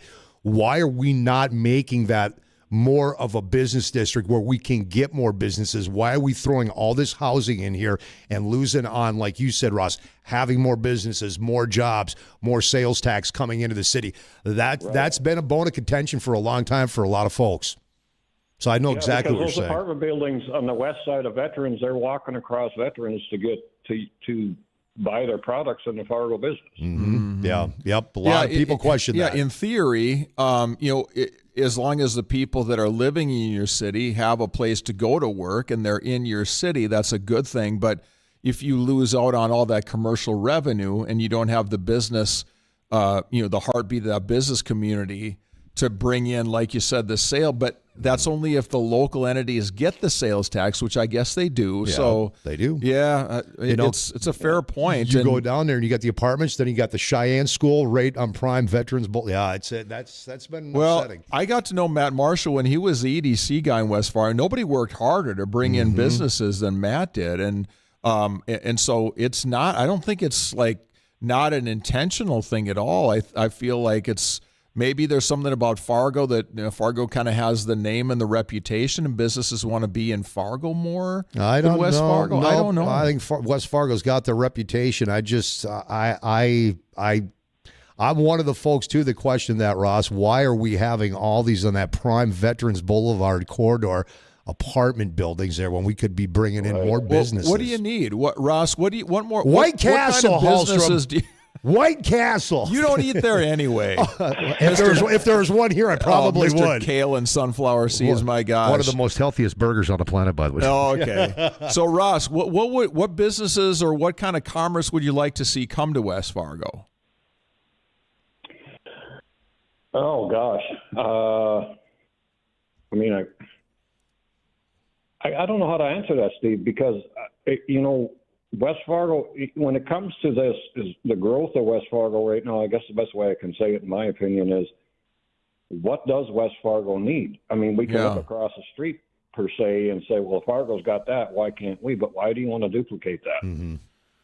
Well, I think we need to come up with something that's unique that maybe that part of Fargo doesn't have. Yeah. What that is, I'm not sure. Well, you don't need more restaurants, I don't think, because all you guys got is restaurants in West Fargo. So there's places to eat. You don't have a car dealer. Is that a big deal? You don't have a Ford or a Chevy dealer in West Fargo? You know what, Hallstrom? Damn it, you're right. We don't have. I don't think you do. I mean, you got some. We got used lots. Yeah, Main Auto or whatever. But we don't have any. Yeah, we don't have any major car dealerships over on our side. No. Yeah, I mean, because the sad part is some of the used lots I've seen, the cars are used more than lots. Yeah. So, something with some new vehicles on it might not be a bad idea. Okay. About 15, 20 years ago, there was conversation about somebody starting a golf club over there. Golf course, yeah. Yeah, golf course, and it was supposed to be kind of like semi-private, kind of not municipal, but a step above that. Yeah. And I know a couple. They got the Osgood Golf Course. They do have Osgood. That was one of the. But that's Fargo Parks. I still believe that was one of the arguments. Then at that time, there was the population just wouldn't sustain it, and I remember that. But Osgood is Fargo Parks, yeah, though. they are. Question, so Steve, that's not West Fargo. Cracker Barrel. Oh wait, no more restaurants. Steve, it's a good thing you said. I mean, we don't need more grocery stores. We don't need more restaurants. Could we? I mean, a standalone clothing store, I don't know if that would work. Maybe it would. I'm not really sure what could be fit in that. I guess we're saying what should have been in between there. But, Osgood and I-94. But, yeah, I don't know. Well, you probably need a few of everything, right? I mean, in an ideal society area, an ideal commercial marketplace, you've got a little bit of everything. So there's probably room for more stuff. So, I think it'll happen in time. I don't know. I mean, maybe Fargo's just got a head start, but West Fargo's catching up in a million different areas. So, well, look, we got Harley Davidson. We got Fargo Harley Davidson in West Fargo. I love that. Ross, appreciate it, brother. We got to roll. We're supposed to take a break a little while ago. All right, 701-271-1100. It's the post-game debate show with Steve Hallstrom, Jay Thomas. You got questions, comments, 701-271-1100. And when we come back, by the way, I want to tell you why my answer is different for law enforcement than it is for fire about if the chief came to you and asked for more. All right. And then let's touch on TIFs, because you and I think are on the same page for the most part on TIFs. Let's do it. All right. More when we come back.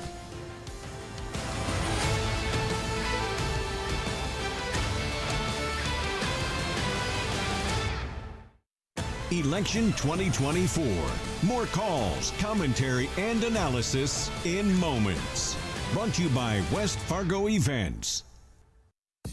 Enjoy live theater this summer on the Midcoast stage under the lights at Essentia Health Plaza with Stage West and their performance of Cats the Musical. See your friends and neighbors perform in a great community theater outdoor setting. Cats the Musical with shows running June 30th through July 17th.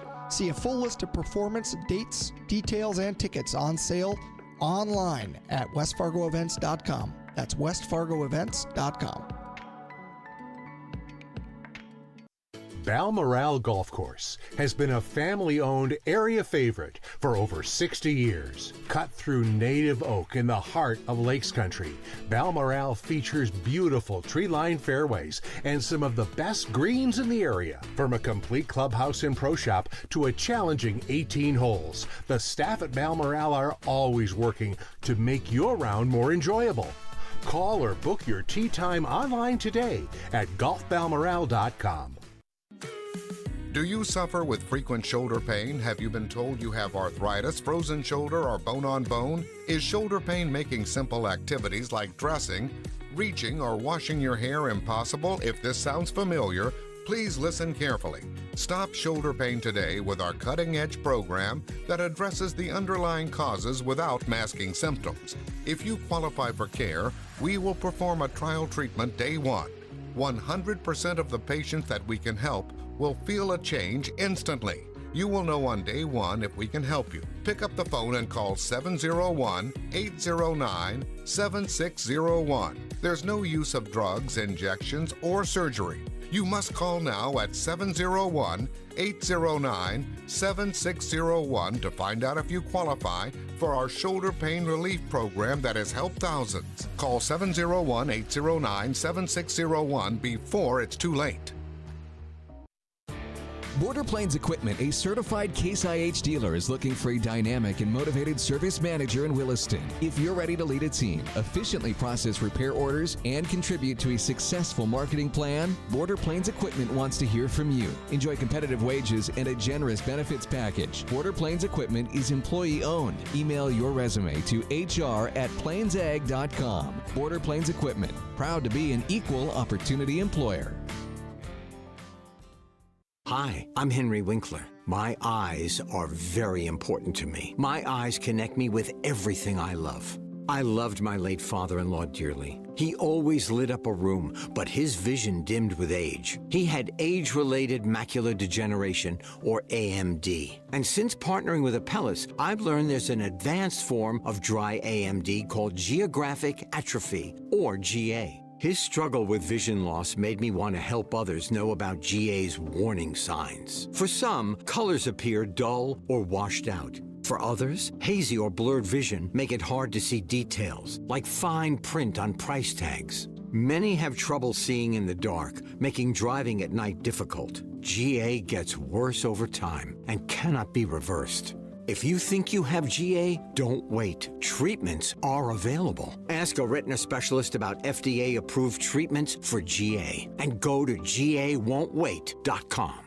Enjoy the summer fun with West Fargo Events. With outdoor movie nights, themed family fun, and yoga on the plaza, West Fargo Events makes summer fun for families all across West Fargo. With the Shoots and Boots Pro Bowl riding May 31st and June 1st, plus outdoor concerts coming to Essentia Health Plaza at the Lights. It's a summer of fun at the POW MIA Plaza in downtown West Fargo and the Essentia Health Plaza at the Lights. Brought to you by West Fargo Events. Find out more online at westfargoevents.com. Election 2024. This is the West Fargo City Commission post-debate show, brought to you by West Fargo Events on WDAY Radio. Big thank you. The Flag. Big thank you to West Fargo Events for hosting tonight's a pregame show, the debate, and the post-game show as well. Jay Thomas along with Steve Hallstrom. And if you want to jump in, 701-271-1100. If you're listening on 970 WDAY 93.1 FM. We are using the Flags hotline, their studio line, just because of the way everything's set up tonight. It just works out easier. Well, speaking of faith, family, freedom, buddy, look over your right shoulder. I saw at that sunset, and I can you see tell the me there's not reflection a God when you look at that sunset, man. I should be sitting in my backyard right now enjoying that. Gosh, is that a sight? That looks like a Florida sunset. It really yes, does. It does. There's just no ocean for it to melt into. Right on. And here we are sitting in this studio because JT made us do a debate coverage tonight. We could be out having beverages in the. No, we're loving being here. He brought us pizza. Yeah, he did. He's all right, that guy. All right, I've got to get this off of my chest here. I don't know if this is a huge thing, but I want to make a differentiation and explain to you what I was talking about earlier when I said. Explain it well, because otherwise you'll have one group real upset. Mad. Yeah, I get it. Take a number. So here's the thing. The question I think was asked tonight of if the chief of police, chief of fire chief come to you and say, in order to really do the job, we need more people than maybe you guys plan on us needing. What are you gonna? How does your answer go? And with fire and law enforcement, it feels different to me, and here's why. You've got to give both of them what they need to do the job. With fire, you're going to have to decide, like, what's the response time you need, how many calls you got, and what's the time to get to rescue somebody with a Narcan or whatever they're doing. Most of the fire calls aren't about fire anymore, by the way. Yeah. So you got to give them what they need to meet the standards that you set up. But I think what I heard for them in that question was, if the chief says, hey, it's 5 is what you allocated, but in order to really do it, we're going to need 10. You give him the 10 because police is a deterrent. And I think about this often with this incident that happened in downtown Fargo, April 6th. 2 guys got the crap kicked out of them, almost died. That if you would have had, let's say, 100 Fargo cops, and hear me out on this. I know it's an exaggeration. I'm making a point. But if you'd had 100 Fargo cops patrolling downtown, every nook and cranny of downtown at closing time that night, you wouldn't have had that incident that would have happened because you would have had a deterrent. There'd be enough cop cars. No one's going to start beating the tar out of somebody or jumping 5 guys. Or it would have happened, but it would have been shut down immediately. Yeah, exactly. Yeah. So either way, you get a better outcome. Yes. So with police, it's different because I believe there's a deterrent factor by having police on, quote unquote, every street corner. Now, that's not feasible. I'm not saying that's what anybody should do. But I think that with law enforcement, you have to give them to the plus side of what they think is needed to do the job, because when you do that, you're going to prevent a bunch of stuff happening. Not to say that our firefighters, God bless them, my gosh, the stuff they do. When Jake Willeen got shot, those guys were getting shot at too. I'm not saying that their job isn't as important, but there's not a deterrent element with firefighting that you might need. But yes, absolutely give the chief as many people as he feels like he needs. But if he says, I need 50,000 people, and you've established standards that, well, we're going to have our calls be 7 minutes or less, and you figure out how many people is needed for that, then you probably got to stick to that number rather than giving the chief another 10 guys or gals, because you do have a fiscal responsibility element that you're working with as well. Well, that's true. But again, I go back to if my police chief comes to me and says, look, here's the deal. We are going to fall behind the 8-ball. We are having a hard time keeping up. Oh, that's a motorcycle. I thought bumper music was playing. They're done with us, Jay. You gotta. Yep, that's it. You gotta. I'm a guy that believes. Okay, I got faith in my chief. I'm going to do it. But like the one caller said, then you have to question as a citizen your commissioners. How did you not know that this is?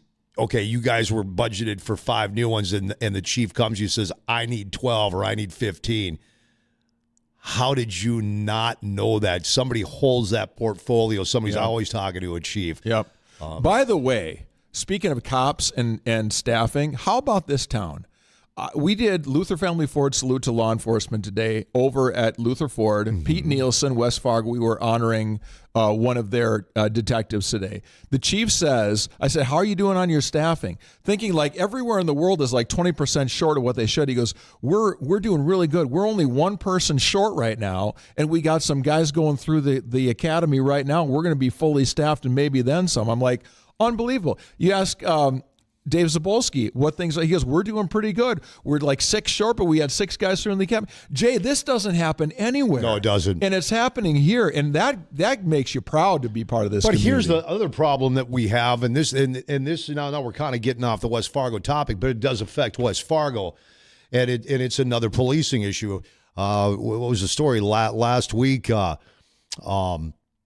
forum had this. I can't remember what the story was involving, but it talked about, talking to the chief and others that, it is to the point now where our jails are so crowded that police will roll up on a situation, and one of those people could have multiple warrants and the police can't arrest them because they can't bring them anywhere. So you roll up on a dude and, hey, Steve, you got 3 outstanding warrants. Hey, you don't know anything. But I can't take you to jail tonight. So we got a real jail problem too. Some night we can do that show, and I'll kind of get through my 3 things. You need plenty of cops, you need plenty of jails, you need plenty of good laws and judges who will administer them. That's right. Or if you don't have those things, it's not going to work. You want to talk about tips, homie? Yeah, let's talk about tips. So when it comes to tips, I understand now the tips. This is, hey, look, there's this piece of land. There's nothing sitting on it. I want to build a multi-office complex on here. Right now, your land is generating $100,000 a year in property taxes. I'm gonna put $20 million building on here, but I'm gonna need your help. I want a tax break for 5 years, where for 5 years I'm gonna pay what the current property value is to help me, and then when the 5 years is up, it goes to, the current value, which is going to bring in a lot more money than it would have if it just sat empty. I don't have a problem with that because, again, that property, if nothing was done to it, is just going to keep generating that stale $100,000 a year. But if, Steve's Development Corporation comes in and drops a $20 million building on there, and in 5 years, okay, we assess that, and now it's at this. You got a $20 million building. Now you owe us $2 million a year in property taxes. I don't have a problem with that because I don't look at that as the city or the taxpayers have lost out on anything. But then when it's up, it's up. Yeah. It doesn't keep getting, okay, you know what, we need another 5 years. No.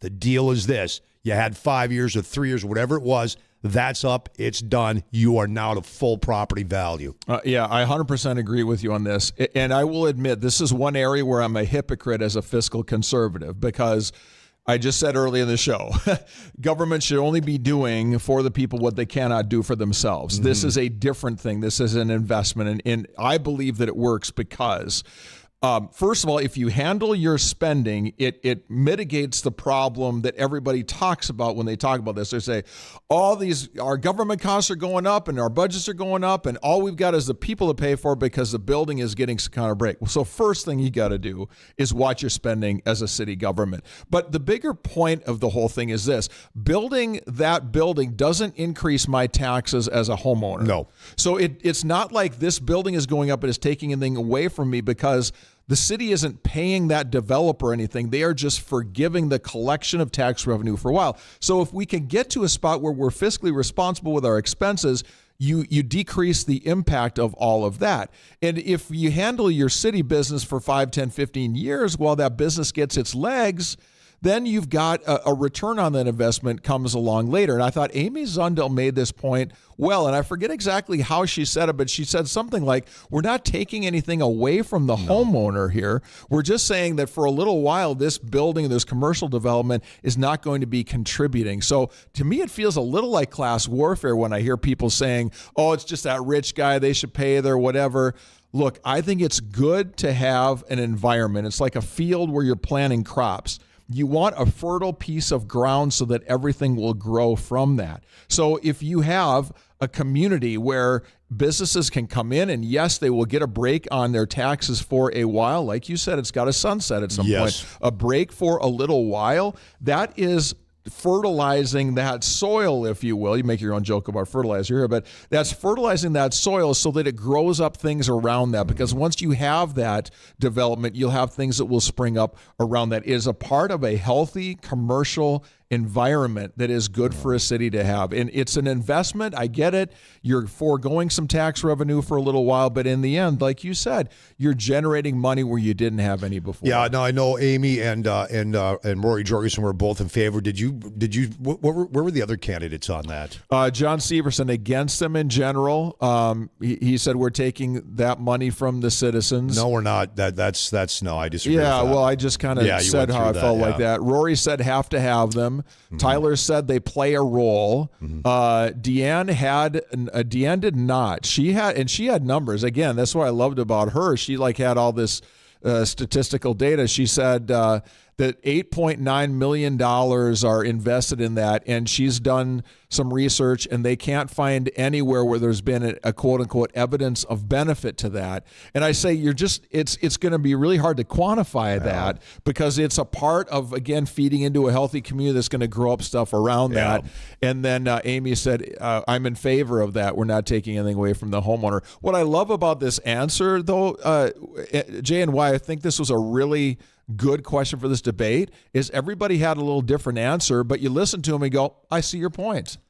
We've only got a few minutes left. 701-271-1100. We can jump back to the phones here in a second, see if we can slip anybody else in. Yes, Steve. I got to slide this in because we had the best question that's ever been in any debate ever about who do you model your public service after. And it was like we were hoping for just a bomb getting tossed out there. We had Gretchen Whitmer last time and Donald Trump. So I don't know that it'll ever be beaten in a debate. There's just no way. But you did have a little bit of a Republican parade here. Yeah. Tyler said John Godfred, the North Dakota Insurance Commissioner. Amy said Jesse Johnner. John said Ronald Reagan. Yeah. And let's see who. Deann said Josh Gallion, state auditor. There's that's an inside baseball answer there. And then Rory said nobody in particular, but we should learn from different people from around the community. So I love that question because I think it tells you a lot about who people are without them coming out and saying, I'm a constitutional Republican or whatever else. So I love that question. Craig, you're up on the postgame show. Go ahead. Could I just say something about law and order and cops? Yeah, you got about a minute. Real quick, because I'm going to Vegas soon, I've been looking at the news channels there. 3 days ago, 3 people were caught handing off 42 pounds of fentanyl, 200,000 fentanyl pills. Wow. 3 days ago, they're out on bail. Yeah. No. Can you believe it? Oh, boy. No, I can believe it. Make sure you bring Narcan with you. I am hearing more and more from law enforcement all the time how lax our bail and our sentencing is, and how bad of an offense you can get by with and just walk, or that they just forgive or commute your sentence altogether. That's a show we should do sometime. Town hall meeting about sentencing. So are you still going, Craig? Oh, yeah, we're going in 3 weeks. I haven't been there in 15 years, so it'll be interesting. I think you can find that in Carrington, North Dakota, the way it's going these days. There's fentanyl everywhere. Just armor up, buddy. Armor up. Later, man. Thanks, Craig. Appreciate it. All right, we got to get ready to roll on out here. Big thank you to West Fargo Events. They were the sponsor tonight for the debate. We have a school board debate coming up for Fargo, I believe. I believe that we do, too. I think, in fact, I know we do. Fargo School Board. May 21st. Okay. They just told me in my ear. Okay, there you go. Don't trust me. Trust the man in my ear. So a week from tomorrow, all right, we'll be back with that one, and that promises to be eventful as well. You've got how many candidates? Some different 9. 9? Yes. How many seats are coming open? 4. Okay. So yeah, it's a fracas on that one. There's going to be, and there's people on all sides of that spectrum too. I won't be here for that one because I'll be at the Country Club, the shooting park in Horace that day, doing my show that evening, having fun. You'll be deaf anyway when you get back. You won't be able to true. hear anything. We're out of here, folks. Talk to you tomorrow.